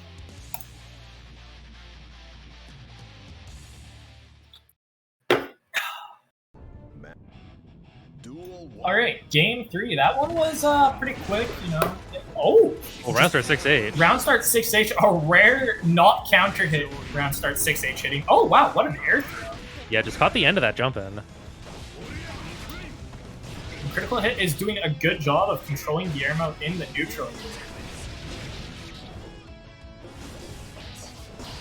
Oh, what an anti with the 5P. Oh, Throws wow, the DP. through the DP. Very nice. And yes, Ram. I like to refer to that as the, got him, GG's. Yeah. Speaking of the NRV, got him, yes, GG's, Night Raid Vortex PRC. Oh, no punish on the Bandit Revolver. Very unfortunate, but that is fine. Oh, just jumps in from the top ropes with the JH, but gets caught by a 2K on his way in for some plus frames. Yeah, not sure why that combo just kind of ended with the 5K. Maybe realized that they were a little bit further away from the corner than they were expecting. Oh, whiffs the 5H immediate.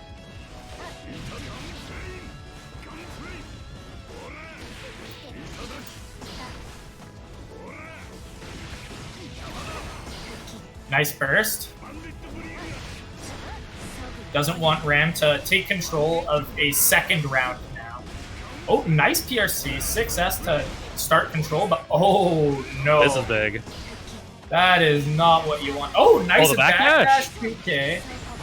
My corner now.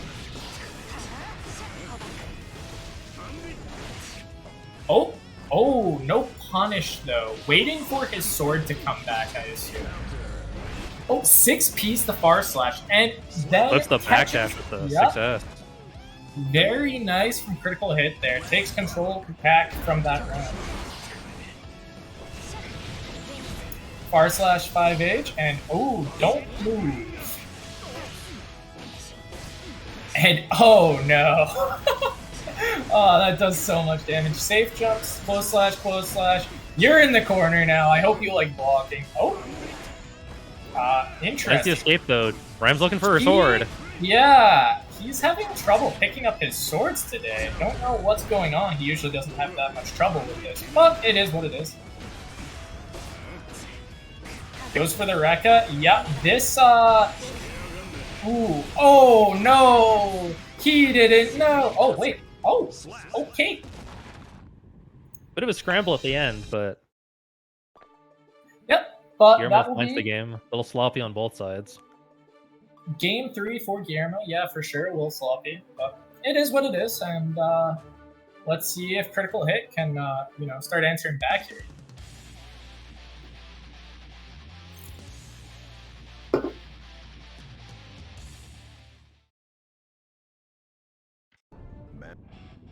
Duel 1.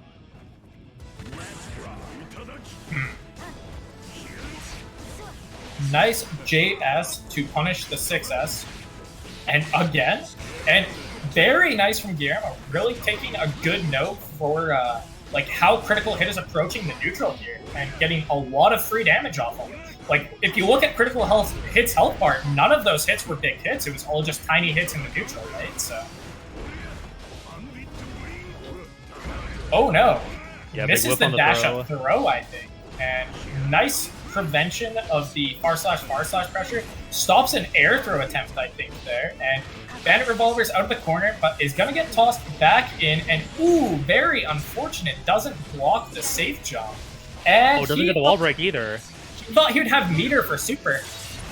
Doesn't matter, but that's like he thought he would run into meter for super. Alright, well, Guillermo on set point here. Critical hit has to fight for his tournament life. 6S. He is pressing this slash button pretty religiously. Honestly, a good approach for Soul if you're on your tournament life. Ooh, nice pressure. 5K. 5K. Oh, what an air throw back into the corner. Does not let Guillermo out. And, ooh, no. I was looking for the burst there.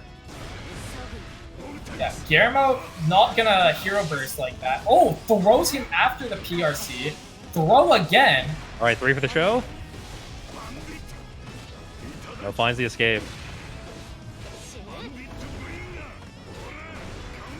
Oh, and far slash with far slash, the classic. Not a lot of health to work with, but finds his way out. Oh, no. And here is the burst safe combo. Wall break. He's gonna have to guess for his life now. Yeah, Oh, and that will throws. be Guillermo with a very convincing clean 3-1 over critical hit. Yeah, just all control in that last game. Critical hit, starting to find the air throw to catch these, super jump escape attempts from Guillermo in the corner, but had one more trick to jump out, and that was all that he needed. So that also worth noting. We did mention it on commentary already, but that was a run back from, as we said, Guillermo's very first match. So pretty big adaptation there for lost Guillermo. 2-1 in winners, but took it 3-1 in losers. And no rest for the wicked, going straight into the May Gauntlet. Winner of this will move up to play Festival.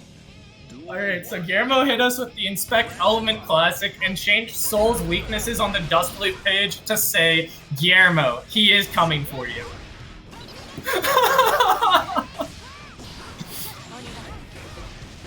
So anyways. I mean, speaking of coming for you, Yep.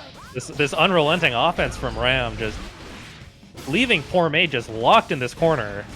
No, Guillermo is really good at running this offense. He has practiced for quite a while now, taking very good results in a variety of brackets, and looks like he is coming for this one as well here, so.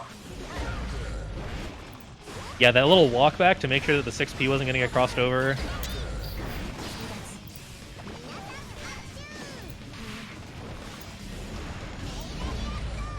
H-Sword taking nice his time coming back, 5D. and yeah, you're always looking to burst that. Wow, just lands it in from full screen, looking to let the dust rip one more time. All right, here we are in the corner. PRC to keep it tight. Oh, good block on the lost dust. the 5D. Oh, and she might be dead. Yes. Yeah. She's a little dead, Dylan. She is, in fact, slightly dead. Oh, nice. Oh, wait 60 for on the air JQ8. dash. Oh my. Guillermo finds himself just not... I don't know how used to May he is, so... I'm not sure how used he is to dealing with May's defensive options, like, reversal Totsugeki, right? Not a good option, though, in the jump back, try to whiff punish, but... For sure. This sacrifices corner offense as a result.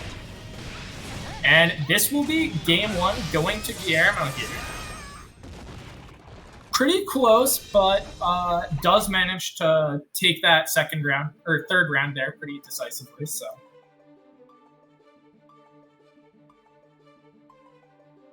Oh yeah, there it is on the stream, Guillermo. He is coming for you. Watch out, Soul players. You got one weakness.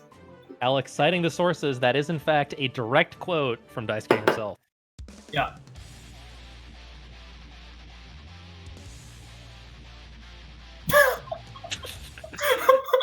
We're just Stream, we've got a story for you after, but we've got a losers finals to stay in.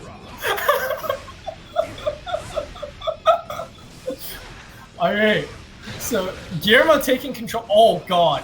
That was Lane is strange very trade. lucky that traded. If that 2H hits you there, you take a great deal of damage. Oh, what Like, a conversion!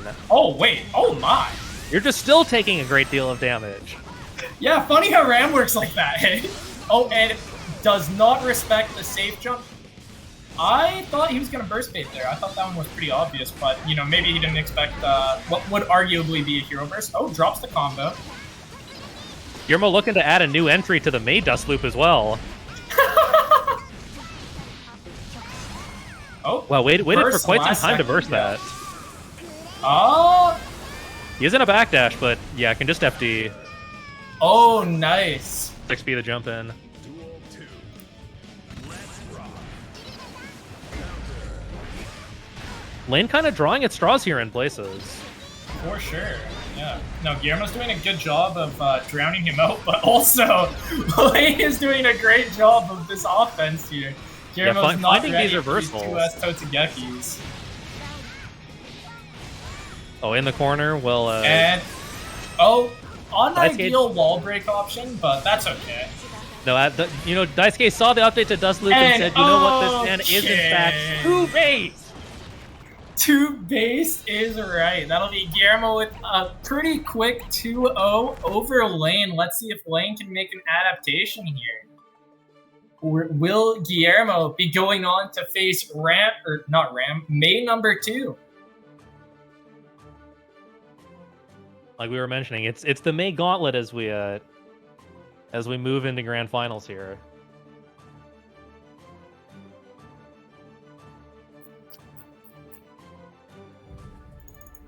Just waiting for things to get going. Looks like Lane taking a minute.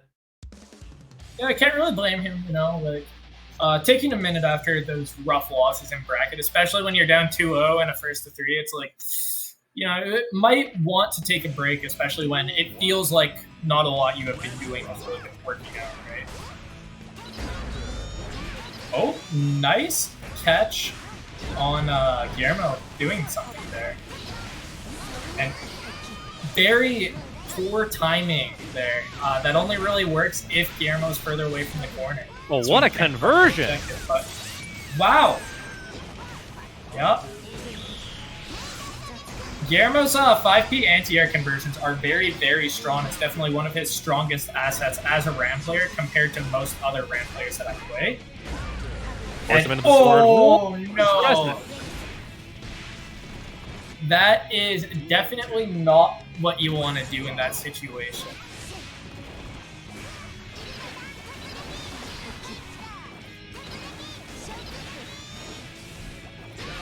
Alright. Guillermo taking Dylan- quite a bit of chip damage in this round. Sorry, what was that? I think I figured out why Lane's May is kind of struggling with this Ram here. What's that? So Guillermo's playing the May color. Yeah. Oh, So Lane probably oh, I thought that he was see. one of his own. yeah, he was confused. Why aren't you Totsugekuing?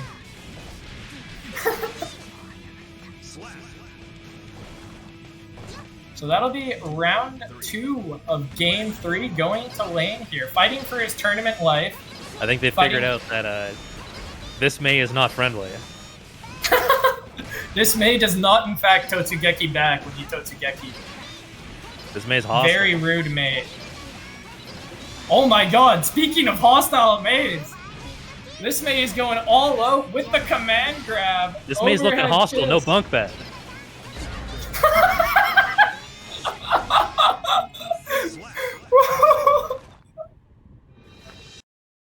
All right. Lane You like the one taking stream? game 3. All right. I appreciated that one.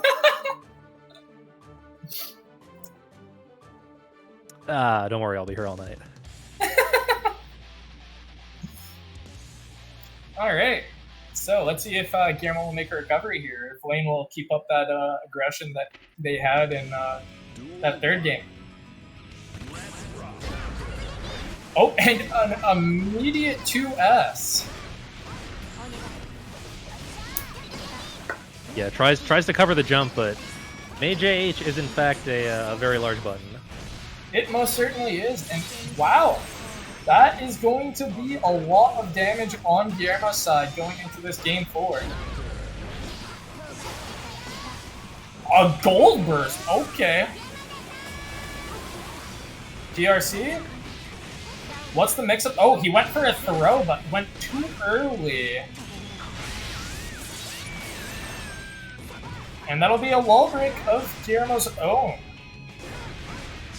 Awkward Yeah, whiff, just waits and sees what happens. I don't know where his sword went, and then he got hit by a 5D. Very unfortunate. That's how it goes sometimes. That is how it goes sometimes. Oh, caught the jump?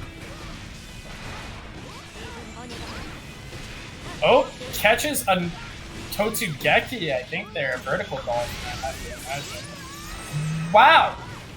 That did a small amount of damage. You know, I've seen Ram do more damage, honestly. And also, this is stupid. If you will look at Guillermo's bar, he just spent an RC. He already has another RC. Doesn't matter, because that OTG will kill. That And positive this will bonus. be Lane's tournament life once more. Let's see if Lane can continue to fight back here. Looks like they can, though. That is a lot of chip damage that has racked up very quickly. Guillermo is taken. 2S Totsugeki, 2 Totsugeki again. Oh my. Guillermo That being just said, feels. though, switch the positioning. Yep. Oh from the no, backdash. that is not a backdash you want, and you just Not gonna gave give him the chance to Ram burst. Positive bonus. Just like And- that, all things tied up. Not Guillermo even with the tied positive up. bonus. Slight life lead to end the positive bonus. No burst, but honestly not sure if he is going to need it. Immediate burst from Lane after getting tagged by that 2K. Yeah, got the burst from A. Oh, Big a 6P. 6P. Big 6P. This should be it, all things considered. And it will be. That'll be Guillermo 3-1 over Lane. Guillermo with this insane losers run all the way back from round 2 of winner's side into grand finals up against Festival. Yeah, the May Gauntlet will continue. And Guillermo, he did look a little lost against some of that aggression, but also he still won. So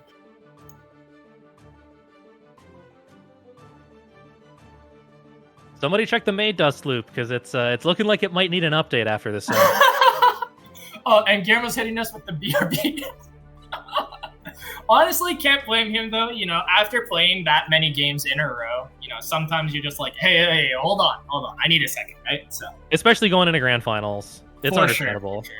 Yeah, let's just take a quick moment here and let's wait for Guillermo to update us on when he's back.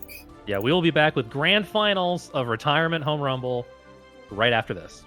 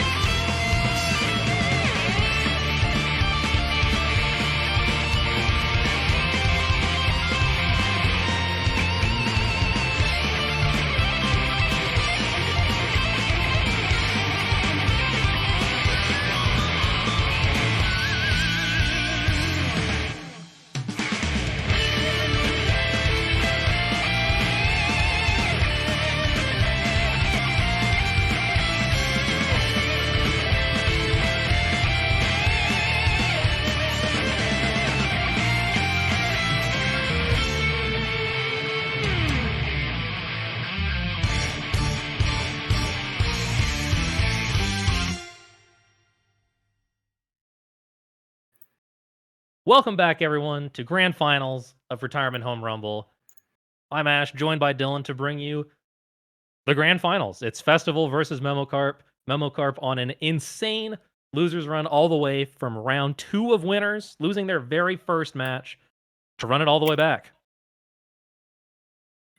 Yeah, no kidding. And Festival, he did get DQs to top 8, but he has fought three pretty hard victories to get into Grand Finals of winner's side here. So he does have 2 sets to work with to figure out the abomination we all know as Ram. And let's see how it goes. All I'm saying is get comfy, everyone, because I have a feeling this one's going to go the distance. For sure, for sure. Mankind knew that they cannot change society. So instead of reflecting on themselves, they blamed the beast. Alrighty. So how do you think this round start's going to go? What do you think we're going to see? Totsugeki catching a backdash. Alright, let's see it. Alright, Oh, it no, was just 6P and 6P Gamma and doing nothing. And then Gamma with a 6P of his own gets a throw, and Festival's in the corner. This may be a familiar place for those of you who have been watching for the past little while. Gamma likes the corner, and everyone else doesn't. Oh, he didn't. His sword came back kind of late there. He also whiffed the follow-up 5K there on the second Rekka, and oh no! Oh, Ram is burst safe! I didn't even think that was a burst save point, but okay. Alrighty. Fast round, fast round.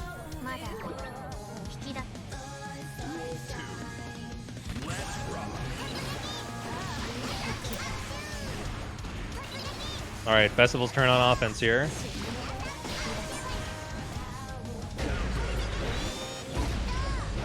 Oh, what a JH. Actually, where did Guillermo's health bar? May does Got hit so by 3 much moves in the corner. damage. May does so much damage. It's actually insane to me that this character just, like, kills you if she hits you. Yeah, that's the mix-up. Do you jump the sword or do you Totsugeki it? And that's a safe jump. So this will be... Oh, wait, what? It's okay. It's Ram. It's fine. You've got a favorable scramble situation after. Yeah. Safe jump, yeah, PRC to make it true. There's the dust! And that will be pretty fast game 1.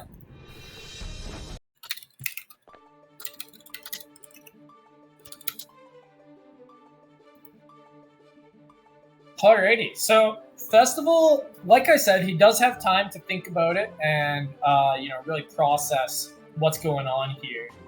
So that first loss doesn't matter too terribly much at the end of the day, but it was pretty convincing for Guillermo. So Duel 1. let's see if he can start making some adjustments. Like I said, he does have 2 sets of adjustments to make, so lots of time for Festival. Oh, blows up the 6P.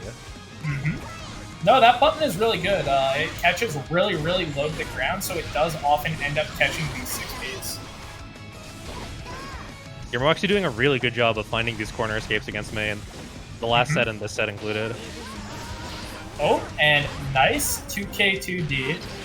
Oh, very unfortunate. Whiffs the Rekka. Oh, this is not fine, actually. Oh, chases down the catches backdash. the backdash. Overhead kiss. No burst, but I think Festival thought there would be one, I think.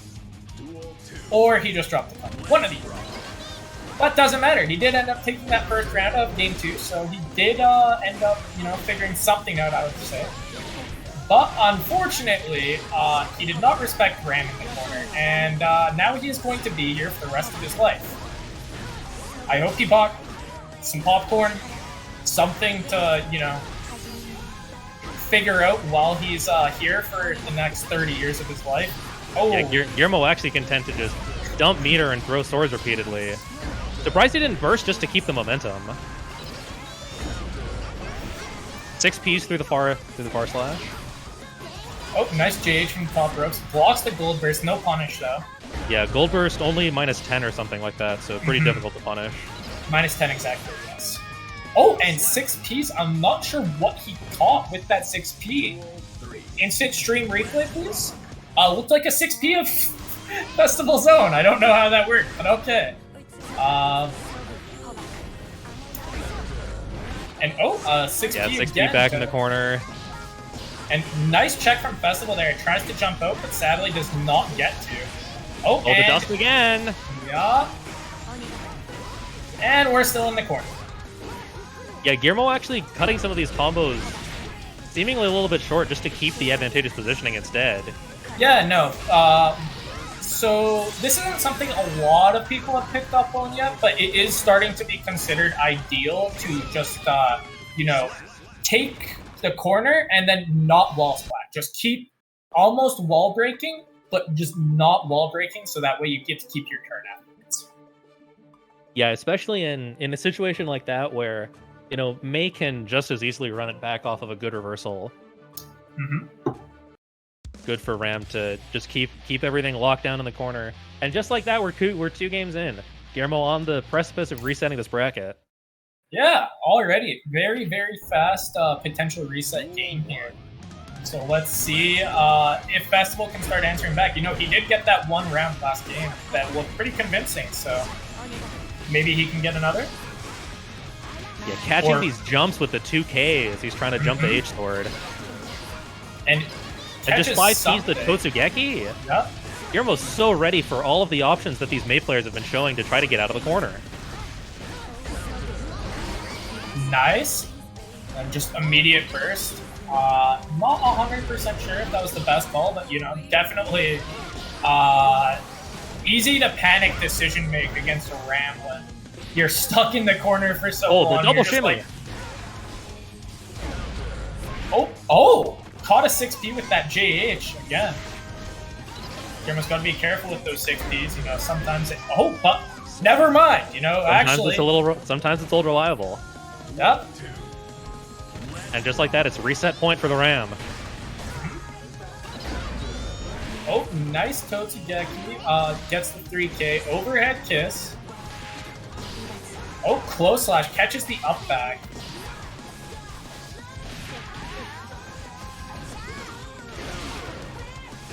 Man, I would actually be a little intimidated if I was Festival in this spot. Guillermo's been holding on to his burst so confidently, knowing that, he can trust in his defense to just find a way out and maintain his burst for something else. So, a little awkward here. Guillermo actually doesn't have his sword, but honestly, it doesn't matter. Oh, it did matter. It did matter. I thought it wouldn't matter because of how long that sequence was, but never mind. But now we're here, and it doesn't matter. Esper Game blocks the burst! That will be reset point for Guillermo.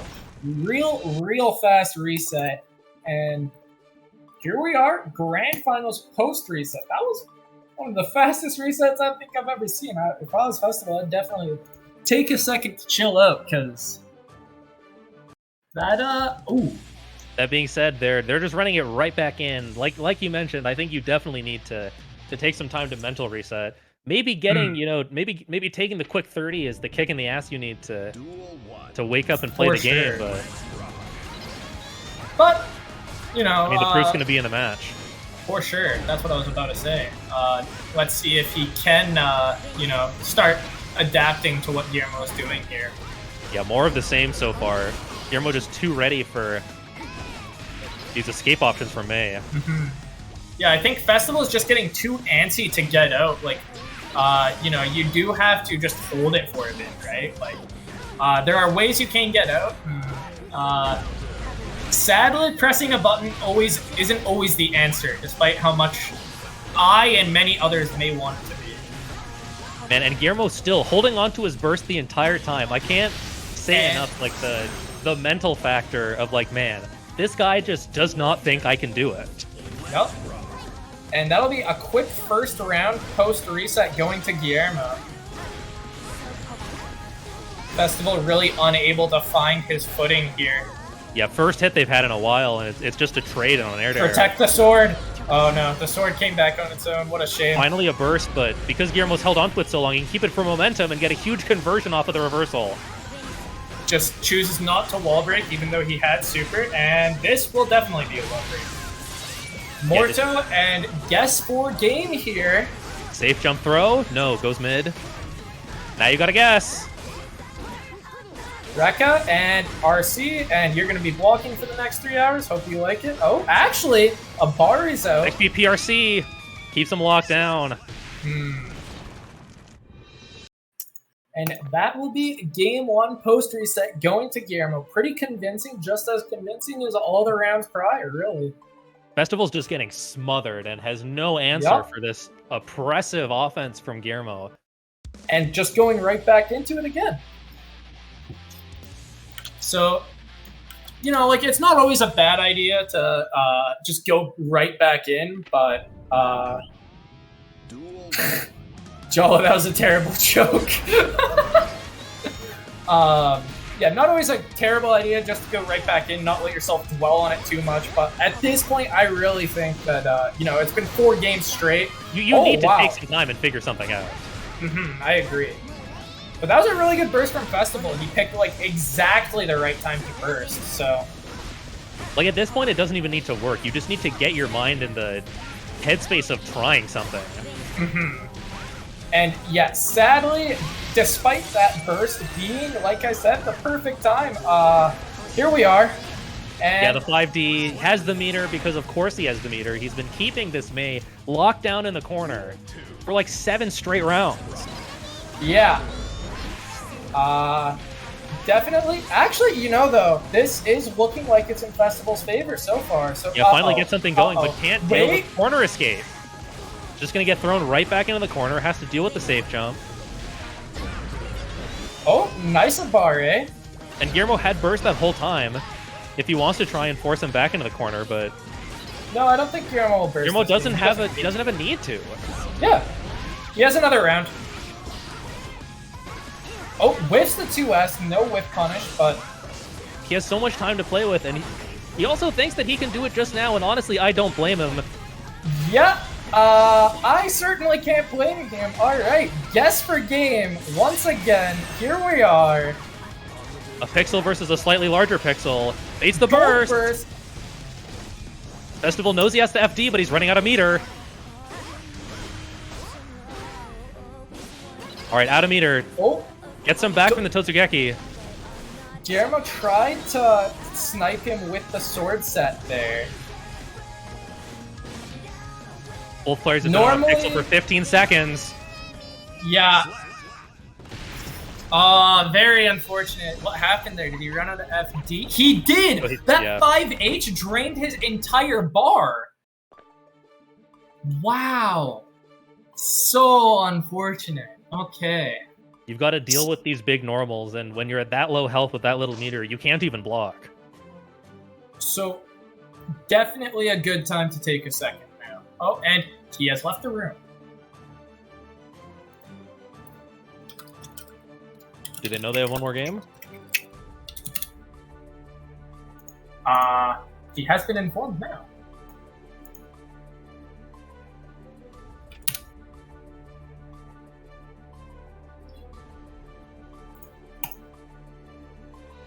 Okay, sounds like he thought it was 6. We have informed him it was 5. Hopefully it won't take too long for him to get back in.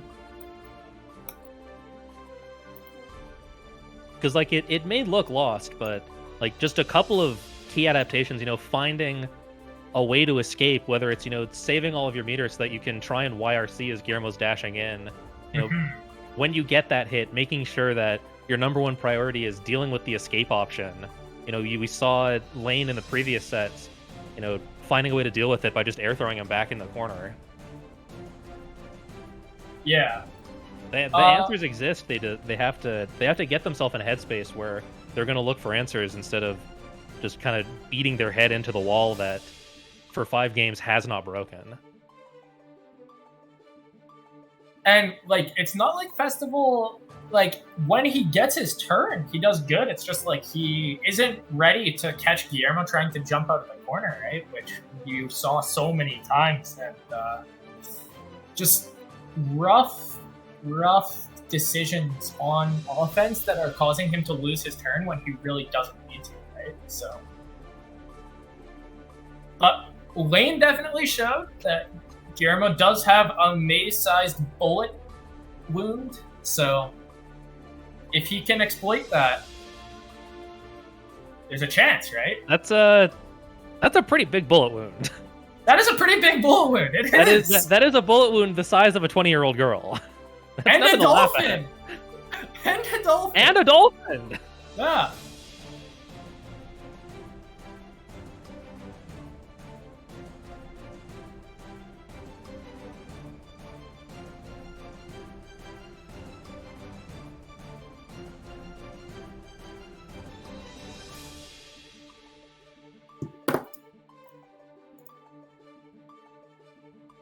All right, we've got our players back. This might even be the, Festival wasn't, taking the time when they had it, available to them, but Yeah. Now This that might have they've- forced him to take the time. Duel 1. time has been taken. We'll see how if it's been taken well. This could be the last game of Retirement Home Rumble. And it looks like it is not going well for Festival, sadly. Let's see if that time has given him any time to think of any potential defensive choices he might choose. RC keep the to- pressure. Look at the risk. Yeah. Forced to burst that. Nice checks with the -2Ks from Guillermo, and it is my turn in the corner again. Nice block on the JD. Look at the That's risk a- already. Yeah, and you're still in the corner. Ooh, chose to mash. And that will be the first round of our potential final game of the tournament, going to Guillermo. All right, finally something going. Where do we go from here? Baits the burst. Guillermo's so patient with his burst the entire set. Just wanted to finish it immediately, but now he's locked in the corner, and it's going to be up to Festival to make sure that he doesn't get to leave. Finds a way out, but makes him pay for it. So this is definitely a good round for Festival.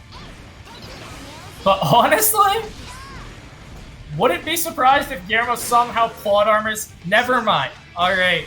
Festival manages to close out that round. I think his second or third round of the set. And oh, Yeah, I guess the Another knockdown with the 3K. There are good the throws start. that I was waiting Overhead for. kiss. Gotta check the jump outs.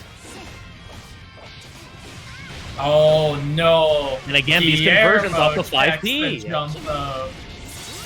And that is a lot of damage to be taking. Tournament life for Festival, so Yeah, Guillermo getting so much meter off this as well. Okay, they find a jump, but they can't find a dash out. and look at the risk. Oh my god! Please burst, do something. Okay, that works. That being said, made it a shit ton of damage. If you can get a clean hit. Oh. Yeah, he was looking for the burst. Finally gets it out of Guillermo, but Guillermo has so Oh much meter. no! Finds a whip punish. And that will be Guillermo taking Retirement Home Rumble #1 with the most amazing losers run all the way from round 2 into winning grand finals 6-0. Yeah, let's get the run up on screen for the people to appreciate, because this was as big of a loser's run as he could have done without throwing tournaments beforehand to be seated lower.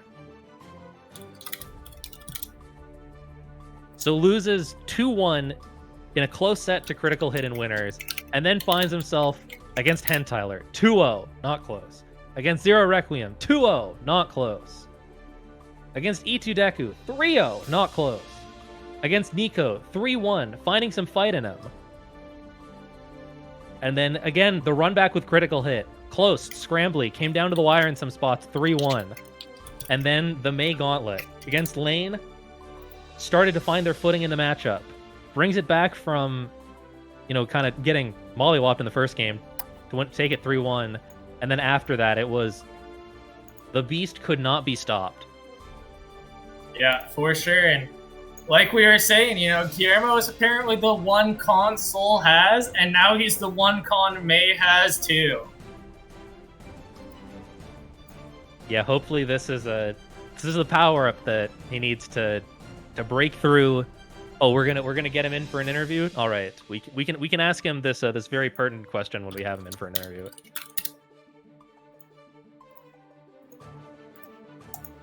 All right, and here is grand finals of retirement home rumble winner Guillermo. How are you feeling? I'm feeling like Strive's defensive systems are kind of whack.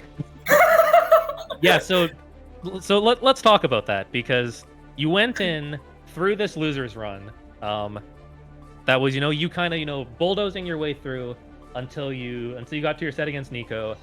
Put up a bit of a fight, but figured out how to deal with Geo, move on. And then kind of where things really start to get interesting is the rematch against Critical. Talk to me about that set, kind of the difference between the set and winners and the set and losers. Well, so I shouldn't get on a tangent, but I'm going to get on a tangent. Strive's defensive system is pretty rough right now. If you have meter, you're a Bare, so like mashing. You got YRC, you got BRC, you got some tools to work with, you got Impulse Supers, of course. But if you don't have meter, it's really it's basically low risk, high reward, no matter what you're doing to try and get out of the corner. So the problem here though is that it's really hard to get meter in a situation where you lose neutral and get sent to the corner immediately. That's why you see me intentionally not break walls and just keep people in the corner, because there's no reason for me to let them play neutral again when they don't have the meter to get out of the corner in the first place, right? So especially against a character. Oh, sorry. Go ahead, Ash. No, I was just gonna say that was basically the story of how you figured out how to deal with these Meis. Starting with lane. It took you a little while to look comfortable in the matchup again, but then from there it was just this train of exactly what you said: not breaking the wall, keeping the Mei player jailed, and just abusing this poor little girl and her motley crew of sea animals. Right. So I guess the commonly considered stronger characters in Strive all have this situation where it's pretty hard. They have good ways to reset their pressure because the reward is just so high for them on their reset that it's basically almost never worth trying to take that risk to get out. And Soul has that, of course, and that's why people complain about him. And in a game like this, with how it is right now in a 1-2, if you aren't able to adapt very quickly, so me, I'm not the fastest at adapting. I take a bit of time. A character like Soul can run you over really well because you just have to take those low risk options, high risk, low reward options, and there's really nothing you can do about it. Because especially versus Soul and versus Ram, you can't just take the throws because they're gonna reset you in the same situation and keep doing that. You have to get out. So, I mean, obviously, once we got to Losers Finals versus Critical, I already had a set that we played, so I had an idea of how he wanted to play, and then I had a 1-3 to work with to make further adaptations based on what he might change, or what they might change, sorry. For sure. So that's my tangent, though. It's just, without meter, Strive's defensive system feels lacking. That's my opinion, though. I could be wrong. Well, I don't know. I'm sure these Mei players, after getting stuck in the corner against Ram, as you're, completely dealing with the only real options that they have without meter, and either jump on the H sword or try and Totsugeki the dash in, as you're just standing at the perfect screen, catching the dolphin with 5k, and just dealing with the jump. It definitely feels like it's an uphill battle to try and get out. No, it really is. And I mean, there is counterplay to Ram's quote unquote infinite loop pressure. And this is so the move where Ram swings her cape at you, that's her close slash. If you faultless defense the close slash, you can push Ram away enough that you can jump and her K normals can't reach you. There's a caveat though. If Ram has dash momentum when she does the close slash, the FD doesn't push her far enough away, so she can still catch your jump. So this whole dash momentum thing generally comes when you get a hard knockdown and are able to set it up. Or if you see me safe jump and I do a quick micro dash, close slash, and then I do sword throw, right? So that's the problem with throw, at least, when you don't have meter to try and do something to get out of the corner. It puts you in a situation where Ram just gets to hard knockdown you and do dash momentum CS again, right? So she gets a guaranteed loop of this pressure in that situation. So when she does close slash, I can and since I dash momentumed it, I'm super close. It's hard to react to me just running up and throwing you. I can sword to frame trap and catch jump or catch you pressing a button or catch you maybe trying to throw because you thought I was going to run in and throw. And then once I throw the sword, I can do the same thing. I can try and catch you jumping. I can run in and throw in between the sword, throw in the explosion, and then I reset the situation. So if I get a mix in between that situation, I get the dash momentum CS again because I get a hard knockdown, and then you guys saw what happens. So you just keep looping this, and it's just a pain in the butt to deal with because the resources aren't there to work with to get out. I noticed that you use a lot more 5p than a lot of other Rams. Yeah, that's because 5p is the god anti-air. I mean, like, you can anti-air all of May's stuff with 5p. I messed up a lot of the times, versus lane especially. But all of May's moves have, other than JD, have a hurt box extending underneath her, and 5p can hit that, and you get. I mean, you saw the combos I can get off just a 5p versus like 6p into hard knockdown, which is still really good. But I mean, yeah, 5p I can just micro dash, close slash, etc., etc., etc. Yeah, that's that's the thing about Strive anti-airs. You have like your higher risk anti-airs where like you have more of a hurt box, but also you have much higher reward, and then you have your 6p, your tried and true, which is you can press it pretty much as late as you want for the most part, but if you hit it, you got a knockdown. Yeah, that's basically how it is. Mm-hmm. But yeah, I don't know. Is there anything you want to say to the people, or are we good to let you go and close things out? I guess thanks for. I imagine some of the boys might have been in there spamming copy pastas. If they were, thanks. I appreciate it. If not, it's okay. But yeah, thanks for commentating, Ash, Dylan, and thanks for Dylan and Jaw as well for setting up the bracket. Alrighty, thank you for entering. All right, well, Great job today. I think we might be done for you, but I have a cryptic message from production, and all it says is one more. So, Charlie, you want to tell us what that is? Oh, nothing. It means nothing. Don't worry, you covered it on your own, Ash. All right, awesome. Well, in that case, thank you everyone for tuning in to Retirement Home Rumble. I've been Ash. You can find me on Twitter at AsaAsh. That's AESAASH.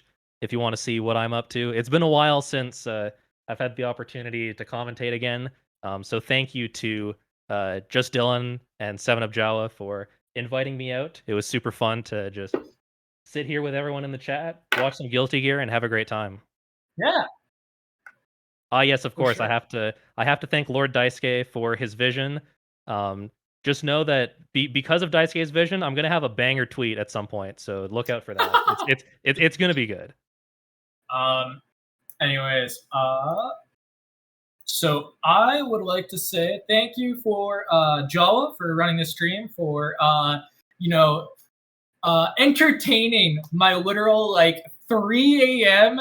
Yo, we should run a tournament. It's been awesome. It's been a great experience, despite like some of the hardships we've had on our road here. It's been awesome to run the tournament with you. Definitely wouldn't have chosen anybody else to do this with.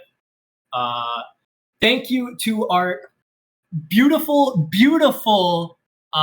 man who did all of the graphics for our tournament, Retirement Home Rumble, for extremely cheap, Albert, or Play Paneled Upon, or Hogeki, or whatever godforsaken name he's deciding to go by on this day. Usagi_art. Yeah. He did an amazing job on all of our graphics. I love the Final Fantasy themed art because, Retirement Home, Final Fantasy 14's the Retirement Home. It's amazing. It's amazing. I'd like to thank our commentators, Memo, John, Iska, Ash, Tyler, thank you. And that was it. So amazing job from all of you guys commentating. Thank you to Daisuke for making Guilty Gear not only Strive but also Plus R. Thank you to Kairos for literally hopping into our Melty round robin 5 seconds before it started. I literally DM'd him, "Yo, do you want to play?" in like 5 minutes. And he was like, "Yeah, sure." Literally one of the greatest people ever for that. Thank you so much. So yeah, thank you to everybody watching. Thank you to everybody who entered. Thank you to everybody who helped out. Oh, thank you to Juan Sino for helping me out with bracket today. Would have been super, super difficult without him. Literally, thank you to everybody who has done anything, whether it be enter, whether it be watch for even 10 seconds, whether it be throw in a sub to Jawa for hosting so many amazing events. Thank you to everybody who helped out make this awesome weekend. It's been awesome. Thank you guys. All right, and That's I all think I that got. does it for today. So I'm just gonna throw a raid to another streamer. See you guys next time. Make sure to stop by next month. We're planning to do the same thing, so it'll be the Melty plus our Saturday, and then on Sunday we'll have the Strive. So come along for that. If you have a game that you think deserves a bracket, you should petition us in our Discord. We're over at the Western Canada Anime Fighting Games Discord. We're under new management, so come enjoy. Join the Discord, play some games. See ya. Bye-bye.